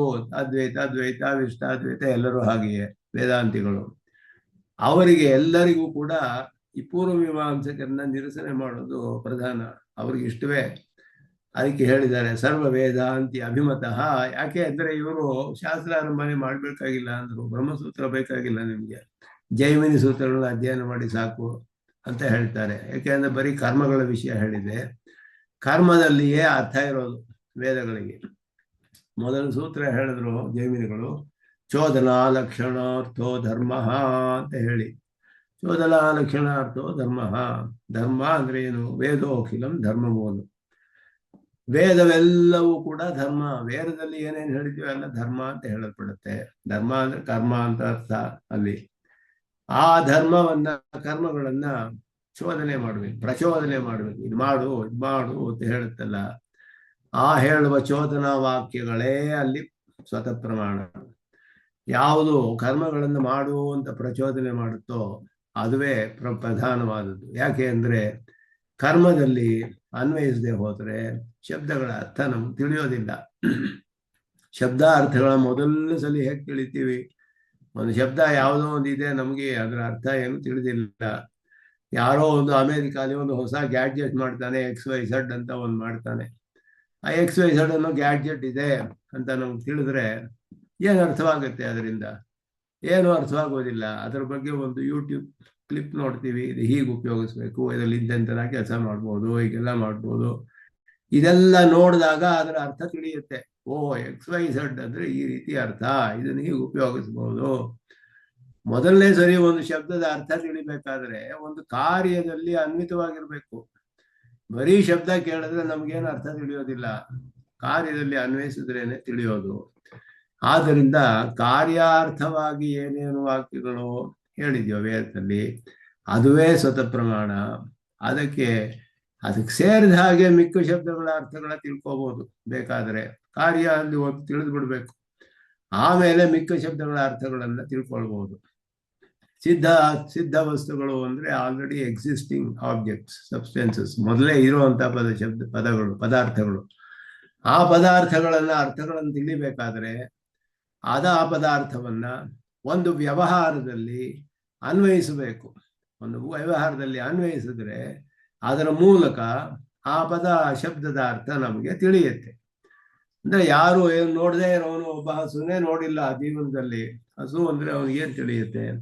ಒಬ್ಬ ಹೇಳ್ತಾನೆ ಒಬ್ಬನಿಗೆ ಹಸುನ್ ಕರ್ಕೊಂಡ್ ಬಾ ಅಂತ, ಅವನು ಹಸುನ್ ಕರ್ಕೊಂಡ್ ಬಂದ್ರೆ, ಓ ಹಸು ಅಂದ್ರೆ ಈ ರೀತಿ ಪ್ರಾಣಿ, ಈ ಪ್ರಾಣಿಗೆ ಹಸು ಅಂತ ಹೆಸರು ಅನ್ನೋ ತಿಳಿಯುತ್ತೆ ಅವನಿಗೆ. ಹಸು ಅನ್ನೋ ಶಬ್ದಕ್ಕೆ ವ್ಯುತ್ಪತ್ತಿ ಹೇಗೆ ಬರುತ್ತೆ ಅವನಿಗೆ ಮೊದಲು.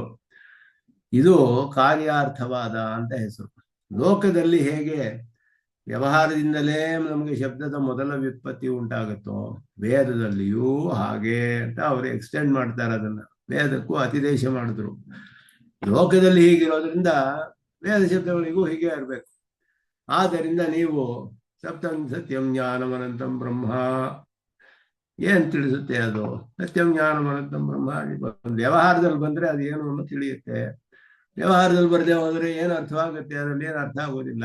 ಅದ್ರ ಬದಲು ಜ್ಯೋತಿಷ್ಠೋಮೇನ ಸ್ವರ್ಗ ಕಾಮೋ ಯಜೇತ ಅಂತ ಚೋದನೆ ಮಾಡುತ್ತೆ. ಯಾಗ ಮಾಡು, ಜ್ಯೋತಿಷ್ಠೋಮ ಯಾಗ ಮಾಡು, ಸ್ವರ್ಗ ಸಿಗುತ್ತೆ ನಿನ್ಗೆ ಅಂತ ಹೇಳಿದ್ರೆ, ಯಾಗವನ್ನು ಮಾಡಿದ್ರೆ ಇದು ಸಿಗುತ್ತೆ ಅನ್ನೋದೆಲ್ಲ ತಿಳಿದಾಗ ಯಾಗವನ್ನು ಮಾಡ್ತಾನೋ. ಆ ಒಂದು ವ್ಯವಹಾರದಿಂದಲೇ ಶಬ್ದಗಳ ಅರ್ಥ ತಿಳಿಬೇಕು. ಇಲ್ಲದೆ ಹೋದ್ರೆ ಸಿದ್ಧ ವಸ್ತುಗಳನ್ನ ಬೋಧಿಸಕ್ಕೆ ಶಬ್ದ ಸಾಧ್ಯವಿಲ್ಲ. ಆದ್ದರಿಂದ ನೀವು ಹೇಳ್ತಿರಲ್ಲ ಶಾಸ್ತ್ರ ಯೋನಿತ್ವಾತ್ ಅಂತ ಸೂತ್ರ, 3ನೇ ಸೂತ್ರವನ್ನೇ ಹೇಳಿದ್ರು ಬಾದರಾಯಣರು. ಶಾಸ್ತ್ರವೇ ಪ್ರಮಾಣ. ಶಾಸ್ತ್ರದಿಂದ ಶಬ್ದಾರ್ಥಗಳನ್ನ ತಿಳಿದು ನಾವು ಉಪಾಸನೆ ಮಾಡಬೇಕು. ಶಬ್ದದಿಂದ ಅರ್ಥವೇ ತಿಳಿಯಕ್ಕಾಗಲ್ಲ ನಿಮ್ಗೆ ವ್ಯವಹಾರದಲ್ಲಿ ಇಲ್ಲದೆ ಹೋದ್ರೆ ಅಂತ ಹೇಳಿದ್ರೆ, ಬ್ರಹ್ಮ ಇದಾನೋ ಇಲ್ವೋ, ಇಲ್ಲದೆ ಹೋದ್ರು ಆ ಶಬ್ದ ಪ್ರಯೋಗ ಮಾಡ್ಬೋದು. ನೀವು ಹೇಗೆ ತಿಳಿಯುತ್ತೆ? ವ್ಯವಹಾರದಲ್ಲಿ ಬಂದ್ರೆ ಶಬ್ದಗಳಿಗೆ ಅರ್ಥ ತಿಳಿಯಕ್ಕೆ ಸಾಧ್ಯ. ವ್ಯವಹಾರ ಇಲ್ಲದೆ ಹೋದ್ರೆ ಆಗೋದಿಲ್ಲ. ಕರ್ಮ ಅರ್ಥದಲ್ಲಿಯೇ ಪ್ರಮಾಣ. ಕರ್ಮದಲ್ಲಿ ವ್ಯವಹಾರ ಅನ್ವಯಿಸದೆ ಹೋದರೆ ಶಬ್ದಗಳ ಅರ್ಥ ತಿಳಿಯಕ್ಕೆ ಆಗೋದಿಲ್ಲ. ಆದ್ದರಿಂದ ಉಪಾಸನೆಗಳು ಕರ್ಮವನ್ನೇ ಹೇಳೋದಿಲ್ಲ, ಈ ಉಪನಿಷತ್ತುಗಳು ಕರ್ಮ ಹೇಳೋದಿಲ್ಲ, ಬರೀ ಸಿದ್ಧವಾದ ವಸ್ತುಗಳ ವಿಷಯ ಹೇಳುತ್ತೆ. ಆ ಸಿದ್ಧವಾದ ವಸ್ತುಗಳನ್ನ ವ್ಯವಹಾರದಲ್ಲಿ ಬರದೆ ಹೋದ್ರೆ ತಿಳಿಯಕ್ಕಾಗಲ್ಲ. ಪೂರ್ವಕಾಂಡ ಎಲ್ಲ ಕರ್ಮ ಹೇಳುತ್ತೆ.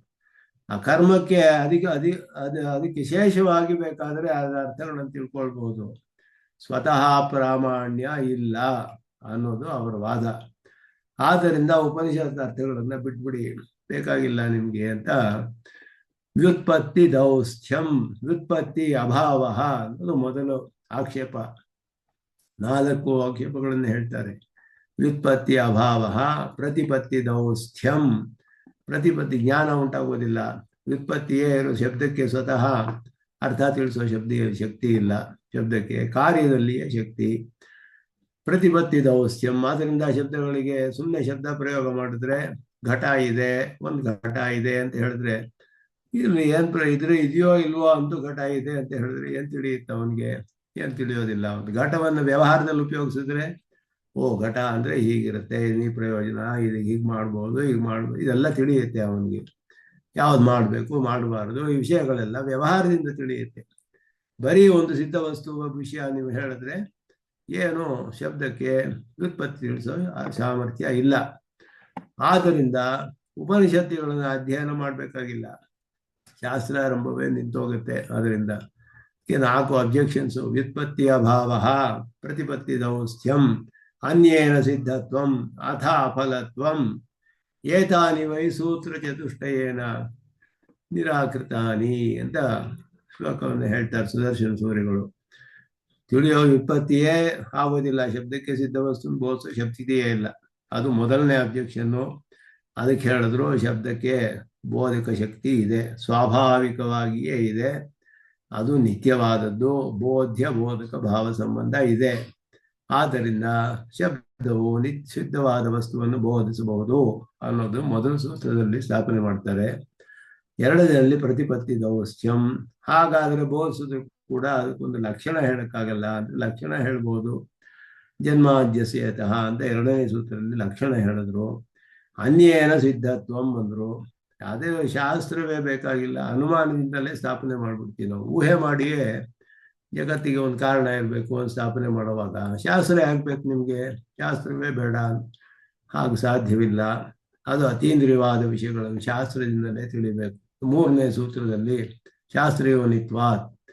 ಇದೆಲ್ಲ ಮಾಡಿದ್ರು ಏನ್ ಪ್ರಯೋಜನವಿಲ್ಲ ಅಂದ್ರೆ ತತ್ವ ಸಮನ್ವಯ ಅನ್ನೋದ್ರಿಂದ ಸ್ವತಃ ಪುರುಷಾರ್ಥವಾದದ್ದು ಅದು ಅಂತ ಹೇಳಿ 4 ಸೂತ್ರದಲ್ಲಿ ಮಾಡಿದ್ರು. ಮೊದಲ ಸೂತ್ರದಲ್ಲಿ ಸಿದ್ಧ ವಸ್ತುವನ್ನ ಶಬ್ದ ಬೋಧಿಸುತ್ತೆಯೇ ಇಲ್ಲವೇ ಅನ್ನೋದು ಸ್ವಲ್ಪ ಇದು ಕಷ್ಟವಾದ ವಿಷಯ. ತುಂಬಾ ಟೆಕ್ನಿಕಲ್ ಆಗಿ ಡಿಸ್ಕಸ್ ಮಾಡಿದ್ದಾರೆ, ಡೀಟೇಲ್ ಆಗಿ. ಇದೆಲ್ಲ ಪೂರ್ವಮೀಮಾಂಸಕರ ಒಂದು ವಾದಗಳನ್ನ ಸುದರ್ಶನ ಸೂರಿಗಳು ಇದೆ. ಇದು ಶ್ರೀಭಾಷ್ಯದಲ್ಲಿ ವಿಸ್ತಾರವಾಗಿ ಅಧ್ಯಯನ ಮಾಡಿದ್ವಿ.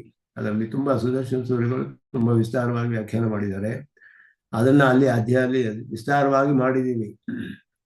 ಅದನ್ನ ಮತ್ತೆ ಅವಕಾಶ ಸಿಕ್ಕಿದಾಗ ಎಲ್ಲರೂ ಅದನ್ನ ಮತ್ತೆ ಮತ್ತೆ ಕೇಳಬೇಕು. 92ನೇ ಕ್ಲಾಸು ಶ್ರೀಭಾಷ್ಯದಲ್ಲಿ ಅದೆಲ್ಲ ಒಂದು ಅನೋಟೇಟ್ ಮಾಡಿ ಒಂದು ಎಕ್ಸೆಲ್ ಶೀಟಲ್ಲಿ ಹಾಕಿ ಇಟ್ಟಿದ್ದೀನಿ ನಾನು. ಎಷ್ಟೋ ಸುಮಾರು 92ನೆಯ ಕ್ಲಾಸಿನಿಂದ ಹಿಡಿದು ಕಾರ್ಯಾರ್ಥದಲ್ಲಿ ವ್ಯುತ್ಪತ್ತಿ ಇದೆಯೋ ಇಲ್ಲವೋ, ಶಬ್ದಗಳಿಗೆ ಸ್ವತಃ ಬೋಧಕತ್ವ ಶಕ್ತಿ ಇದೆಯಾ ಅನ್ನೋ ವಿಷಯ ಅನೇಕ ಕ್ಲಾಸುಗಳಲ್ಲಿ ಒಂದು 7 ಕ್ಲಾಸಲ್ಲಿ ಅದೆಲ್ಲ ವಿಸ್ತಾರವಾಗಿ ವಿಚಾರ ಮಾಡಿದ್ದೀವಿ. ಸಮಯ ಸಿಕ್ಕಿದಾಗ ಅದನ್ನು ಕೇಳಿದ್ರೆ ತುಂಬ ಸ್ಪಷ್ಟವಾಗಿ ವಿಷಯಗಳು ತಿಳಿಯುತ್ತೆ. ಇಲ್ಲಿಯೂ ಸಂಗ್ರಹವಾಗಿಯೇ ಹೇಳ್ತಾರೆ. ವೇದಾರ್ಥ ಸಂಗ್ರಹದಲ್ಲಿ ಅಷ್ಟು ವಿಸ್ತಾರವಾಗಿ ಹೇಳಿಲ್ಲ, ಶ್ರೀಭಾಷ್ಯದಲ್ಲಿ ಸ್ವಲ್ಪ ವಿಸ್ತಾರವಾಗಿದೆ. ಅದನ್ನೆಲ್ಲ ಮತ್ತೆ ನಾವು ತಿರ್ಗಾ ಕೇಳಿದ್ರೆ ರೆಕಾರ್ಡಿಂಗಲ್ಲಿ ಸ್ಪಷ್ಟವಾಗಿ ವಿಷಯಗಳು ಅರ್ಥವಾಗುತ್ತೆ. ಇಲ್ಲಿ ಸ್ವಲ್ಪ ಸಂಗ್ರಹವಾಗಿಯೇ ಹೇಳ್ತಾರೆ. ಅದನ್ನೇ ಈಗ ಆರಂಭ ಆಯಿತು. ಕಾರ್ಯಾರ್ಥ ವ್ಯುತ್ಪತ್ತಿವಾದ ಕಾರ್ಯಾರ್ಥದಲ್ಲಿಯೇ ವ್ಯುತ್ಪತ್ತಿ ಎನ್ನುವ ವಾದವನ್ನ ನಿರಾಕರಣೆ ಮಾಡೋದು, ಅದನ್ನ ಆರಂಭಿಸ್ತಾರೆ. ಯದ್ಯಪಿ ಕೈಶ್ಚಿದುಕ್ತಂ. ಕೆಲವರು ಹೀಗೆ ಹೇಳಿದ್ರು, ಭಾಷಿಕರೆಲ್ಲ ಹೀಗೆ ಹೇಳ್ತಾರೆ ಕೈಶ್ಚಿತ್. ಕೆಲವರು ಹೇಳ್ತಾರೆ ಅಂದ್ರೆ ಪೂರ್ವಮೀಮಾಂಸಕರು ಅಂತ ಅರ್ಥ. ಪೂರ್ವಮೀಮಾಂಸಕರಲ್ಲಿ ಅದು ಜೈಮಿನಿ ಚೋದನಾ ಲಕ್ಷಣ ಅರ್ಥೋ ಧರ್ಮ ಅಂತ ಹೇಳಿದ್ರು ಕೂಡ ಚೋದನೆಯಲ್ಲಿಯೇ ಸ್ವತಃ ಪ್ರಮಾಣ ಅಂತ ಹೇಳಿದ್ರು ಅವರು. ಆದ್ದರಿಂದ ಅವರು ಕಾರ್ಯದಲ್ಲಿಯೇ ಅರ್ಥ, ಎಲ್ಲದಕ್ಕೂ ಕಾರ್ಯದಲ್ಲಿಯೇ ಅರ್ಥ ಅಂತ ಹೇಳಬೇಕು ಅಂತಲೂ ಹೇಳ್ತಾರೆ. ವೇದ ನಿತ್ಯತ್ವದ ಬಗ್ಗೆ ಅದಕ್ಕೆ ಆಕ್ಷೇಪಗಳೆಲ್ಲ ಹಾಕಿ ಅದಕ್ಕೆ. ಆದರೆ ಅವರು ಶಬ್ದಕ್ಕೂ ಅರ್ಥಕ್ಕೂ ಸಂಬಂಧ ನಿತ್ಯ ಅಂತಾನು ಹೇಳಿದ್ರು. ಔತ್ಪತ್ತಿಕಸ್ತು ಶಬ್ದಸ್ಯ ಅರ್ಥೇನ ಸಂಬಂಧ, ಶಬ್ದಕ್ಕೂ ಅರ್ಥಕ್ಕೂ ಸಂಬಂಧ ನಿತ್ಯ. ಆದರೆ ಅದನ್ನು ಹೇಗೆ ತಿಳಿಯೋದು ಅಂದ್ರೆ ವ್ಯವಹಾರದಲ್ಲಿ ತಿಳಿಬೇಕು, ಆ ಥರ ಹೇಳಿದ್ರು ಅದನ್ನ. ಆದ್ದರಿಂದ ನಾಮ್ನಾಯಸ್ಯ ಕ್ರಿಯಾರ್ಥತ್ವಾತ್, ಆನರ್ಥಕ್ಯಂ ಅತದರ್ಥಾನಾಂ ತಸ್ಮಾದ್ ಅನಿತ್ಯಂ ಉಚ್ಯತೆ ಅಂತ ಒಂದು ಜೈಮಿನಿ ಸೂತ್ರ. ಆಮ್ನಾಯಸ್ಯ ಕ್ರಿಯಾರ್ಥತ್ವಾತ್. ಆಮ್ನಾಯ ಅಂದ್ರೆ ವೇದಗಳು, ವೇದಗಳಿಗೆಲ್ಲ ಕ್ರಿಯೆಯಲ್ಲಿಯೇ ಅರ್ಥ ಪ್ರಯೋಜನ. ಕ್ರಿಯಾರ್ಥತ್ವಾತ್ ಆನರ್ಥಕ್ಯಂ ಅತದರ್ಥಸ್ಯ. ಕ್ರಿಯಾರ್ಥದಲ್ಲಿ ಹೇಳದೇ ಇರೋದೆಲ್ಲ ನೇರವಾಗಿ ಸ್ವತಃ ಪ್ರಮಾಣ ಆಗುವುದಿಲ್ಲ. ಆದ್ದರಿಂದ ಅದು ತಸ್ಮಾತ್ ಅನಿತ್ಯ ಮುಚ್ಚತೆ. ವೇದ ಅನಿತ್ಯ ಅನ್ನೋದಕ್ಕೆ ಈ ಪೂರ್ವ ಪಕ್ಷ ಹೇಳ್ಕೊಳ್ತಾರೆ. ಅದು ಹೇಳಿ ವೇದ ನಿತ್ಯತ್ವ ಸ್ಥಾಪನೆ ಮಾಡಿದ್ರು ಅನ್ವಯ ಅಮ್ನಾಯಸ ಕ್ರಿಯಾರ್ಥತ್ವಾತ್ ಅಂತ ಉಳಿತು. ಕ್ರಿಯೆಯಲ್ಲಿಯೇ ಅರ್ಥ ಅಂತ ಹೇಳೋದು.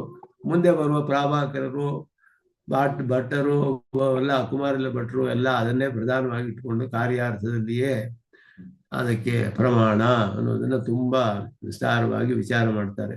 ಅದನ್ನ ಇಲ್ಲಿ ಸಂಗ್ರಹವಾಗಿ ಭಾಷಿಕಾರರು ವಿಚಾರ ಮಾಡಿ ಅದನ್ನು ನಿರಸನ ಮಾಡ್ತಾರೆ. ಸರ್ವಸ್ಯ ಶಬ್ದಜಾತಸ್ಯ. ಎಲ್ಲಾ ಶಬ್ದಗಳು ಲೌಕಿಕ ಶಬ್ದಗಳನ್ನಿಂದ ವೇದ ಶಬ್ದಗಳಿಗೂ ಅತಿದೇಶ ಮಾಡ್ತಾರೆ, ಎಕ್ಸ್ಟೆಂಡ್ ಮಾಡ್ತಾರೆ. ವಿಧಿ ಅರ್ಥವಾದ ಮಂತ್ರರೂಪಸ್ಯ. 3 ವಿಧವಾದ ಮಂತ್ರಗಳಿದೆ, 3 ವಿಧವಾದ ವಾಕ್ಯಗಳಿದೆ ವೇದಗಳಲ್ಲಿ. ಶಬ್ದಜಾತ ಅಂತ ಹೇಳಿದ್ರೆ ವೇದ ಶಬ್ದಜಾತದಲ್ಲಿ ವಿಧಿವಾಕ್ಯಗಳು, ಅರ್ಥವಾದ ವಾಕ್ಯಗಳು, ಮಂತ್ರಗಳು 3 ವಿಧವಾಗಿ ಇದೆ. ಕಾರ್ಯಾಭಿಧಾಯಿತ್ವೇನ ಏವ ಪ್ರಾಮಾಣ್ಯಂ ವರ್ಣನೇಯಂ. ಕಾರ್ಯದಲ್ಲಿ ಅಭಿಧಾನ ಅಂದ್ರೆ ಅದಕ್ಕೆ ಮುಖ್ಯ ಅರ್ಥ. ಕಾರ್ಯಾಭಿಧಾಯಿತ್ವೇನ ಇವ, ಕಾರ್ಯದಲ್ಲಿಯೇ ಅದಕ್ಕೆ ಮುಖ್ಯ ಅರ್ಥ ಅಂತ ಹೇಳಿಯೇ ಪ್ರಾಮಾಣ್ಯವನ್ನ ವರ್ಣನೆ ಮಾಡಬೇಕು. ಪ್ರಾಮಾಣ್ಯ, ಸ್ವತಃ ಪ್ರಾಮಾಣ್ಯ ಅನ್ನೋದು ಕಾರ್ಯದಲ್ಲಿ ಅನ್ವಿತವಾದರಿಯೇ ಅದಕ್ಕೆ ಸಿದ್ಧಿಸುತ್ತೆ. ಆ ಕಾರ್ಯದಲ್ಲಿ ಅನ್ವಯ ಅನ್ನೋದು ವ್ಯವಹಾರಾತ್ ಅನ್ಯತ್ರ.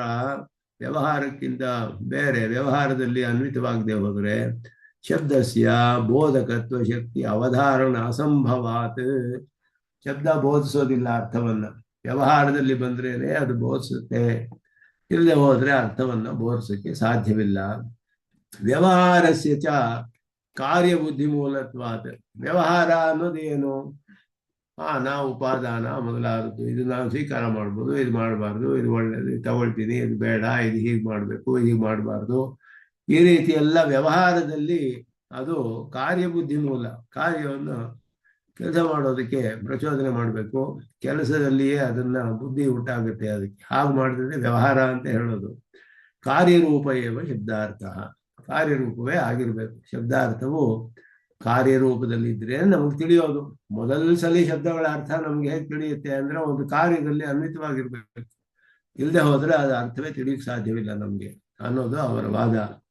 ಆದ್ದರಿಂದ ಇವಾಗ ನಮ್ಗೆ ಮುಖ್ಯವಾಗಿ ಇಲ್ಲಿ ಅವರು ಹೇಳೋ ಅಬ್ಜೆಕ್ಷನ್ನು, ನ ಪರಿನಿಷ್ಪನ್ನೇ ವಸ್ತು ಶಬ್ದ ಪ್ರಮಾಣಂ. ಪರಿನಿಷ್ಪನ್ನ ಅಂದ್ರೆ ಮೊದಲಿಯೇ ಸಿದ್ಧವಾದ ಪದಾರ್ಥ, ಮೊದಲಿಯೇ ಇರುವಂತಹ ಒಂದು ಪದಾರ್ಥ ಇದೆ. ಅದಕ್ಕೆ ಶಬ್ದದಿಂದ ಬರೀ ಶಬ್ದ ಅದರ ಅರ್ಥ, ಶಬ್ದ ಹೇಳಿದ್ರೆ ತಿಳಿಯೋದಿಲ್ಲ ನಮ್ಗೆ ಅರ್ಥವನ್ನ. ಯಾವುದೋ ಒಂದು ಪದಾರ್ಥ ಇದೆ, ಅದಕ್ಕೊಂದು ಶಬ್ದ, ಒಂದು ಹೆಸರು ಹೇಳ್ತೀನಿ ನಾನು. ಶಬ್ದ ಈ ರೀತಿ ಇದೆ, ಪದಾರ್ಥಕ್ಕೆ ಇದೆ ಹೆಸರು. ಆ ಪದಾರ್ಥದ ಬಗ್ಗೆ ನಮಗೇನು ತಿಳಿಯಕ್ಕಾಗೋದಿಲ್ಲ, ಶಬ್ದದಿಂದ ಅರ್ಥ ತಿಳಿಯೋದಿಲ್ಲ. ಮೊದಲಿಯೇ ಶಬ್ದಗಳ ಅರ್ಥ ತಿಳಿದಿದ್ರೆ ಅದನ್ನು ಉಪಯೋಗಿಸಿ ಅದನ್ನು ಹೇಳಿದ್ರೆ ಆವಾಗ ನಮಗೆ ಅದರ ಅರ್ಥ ತಿಳಿಯುತ್ತೆ. ಅಥವಾ ಒಂದು ವ್ಯವಹಾರದಲ್ಲಿ ಉಪಯೋಗಿಸ್ಕೊಳ್ಬೇಕು, ವ್ಯವಹಾರದಲ್ಲಿ ಉಪಯೋಗಿಸಿದ್ರೆ ಆವಾಗ ಅದರ ಅರ್ಥ ತಿಳಿಯುತ್ತೆ. ಬರೀ ಒಂದು ಪದಾರ್ಥ, ಇರೋ ಪದಾರ್ಥಕ್ಕೆ ಒಂದು ಶಬ್ದ ಹೇಳಿಬಿಟ್ಟು ಈ ಶಬ್ದ ಈ ಪದಾರ್ಥ ತಿಳಿಸುತ್ತೆ ಈ ಶಬ್ದ ಅಂತ ಒಂದು ಶಬ್ದ ಮಾತ್ರ ಕೇಳಿದ್ರೆ ನಾವು ಪದಾರ್ಥದ ವಿಷಯ ನಮ್ಗೇನು ಅರ್ಥ ಆಗೋದಿಲ್ಲ. ಯಾಕೆ ಅಂದ್ರೆ ಆ ಶಬ್ದಕ್ಕೆ ಸ್ವತಃ ಕಾರ್ಯದಲ್ಲಿ ಅನ್ವಯವಿಲ್ಲದೆ ಹೋದ್ರೆ ಬೋಧಿಸುವಂತಹ ಶಕ್ತಿ ಇಲ್ಲ ಅನ್ನೋದು ಪ್ರಧಾನವಾದ ವಾದ. ಇದುವೇ ಮೊದಲ ಅಧಿಕರಣಕ್ಕೆ ಪೂರ್ವ ಪಕ್ಷ. ಅದನ್ನ ಸ್ವಲ್ಪ ವಿಸ್ತಾರವಾಗಿ ವಿವರಿಸ್ತಾರೆ. ಇನ್ನು ಮುಂದೆ ಈ ಭಾಗ ಸ್ವಲ್ಪ ಕಷ್ಟ, ನಿಧಾನವಾಗಿ ನೋಡಬೇಕು. ಶ್ರೀಭಾಷ್ಯದ ಭಾಗವನ್ನ ಸಮಯ ಆದರೆ ಎಲ್ಲ ಕೇಳಿ, ಅವಾಗ ಮತ್ತೆ ಕೇಳಿದ್ರೆ ಅದರಲ್ಲಿ ಸ್ವಲ್ಪ ಸ್ಪಷ್ಟವಾಗುತ್ತೆ. 92ನೇ ಕ್ಲಾಸಿನಿಂದ ಆರಂಭಿಸುತ್ತೆ. ಅಲ್ಲಿಂದ ಅಲ್ಲಿ ಇನ್ನೂ ವಿಸ್ತಾರವಾಗಿದೆ. ಅಲ್ಲಿ ವಿಚಾರ ಮಾಡಿರೋದು ಅನೇಕ ವಿಷಯಗಳು, ಸೂರಿಗಳ ವ್ಯಾಖ್ಯಾನದಿಂದ ಎಲ್ಲ ಅಲ್ಲಿ ನಾವು ವಿಚಾರ ಮಾಡಿದ್ದೀವಿ. ಅದನ್ನ ನೋಡಿದ್ರೆ ಇದು ಅರ್ಥವಾಗೋದು ಸ್ವಲ್ಪ ಸುಲಭ ಆಗುತ್ತೆ. ಇಲ್ಲಿ ಅಷ್ಟು ವಿಸ್ತಾರವಾಗಿಲ್ಲದೆ ಹೋದ್ರು ಇಲ್ಲಿಯೂ ಸ್ವಲ್ಪ ವಿಸ್ತಾರವಾಗಿಯೇ ಇದೆ. ಅದನ್ನ ಮುಂದುವರಿಸೋಣ ಅಂತ ಹೇಳಿ ಇಲ್ಲಿಗೆ ನಮಸ್ಕಾರಗಳನ್ನು ತಿಳಿಸ್ಕೊಳ್ತೇನೆ ಅಲ್ಲಿಗೆ. ಓಂ ಶನ್ನೋ ಮಿತ್ರಶ್ಯಂ ವರುಣಃ ಶನ್ನೋ ಭವದ್ವರ್ಯಮಾ ಶನ್ನ ಇಂದ್ರೋ ಬೃಹಸ್ಪತಿಃ ಶನ್ನೋ ವಿಷ್ಣುರುಕ್ರಮಃ ನಮೋ ಬ್ರಹ್ಮಣೇ ನಮಸ್ತೆ ವಾಯು ತ್ವಮೇವ ಪ್ರತ್ಯಕ್ಷಂ ಬ್ರಹ್ಮಾಸಿ त्वामेव प्रत्यक्षं ब्रह्मावादिशं तुमवादिशं सत्यमवादिशं तन्मामावीत तद्भक्तारमावीतावीत त्वामावीत भक्तारम् ओम शांति शांति शांति ನಮಸ್ಕಾರ. ನಿತ್ಯ ನಡೆಯ ಶ್ರೀ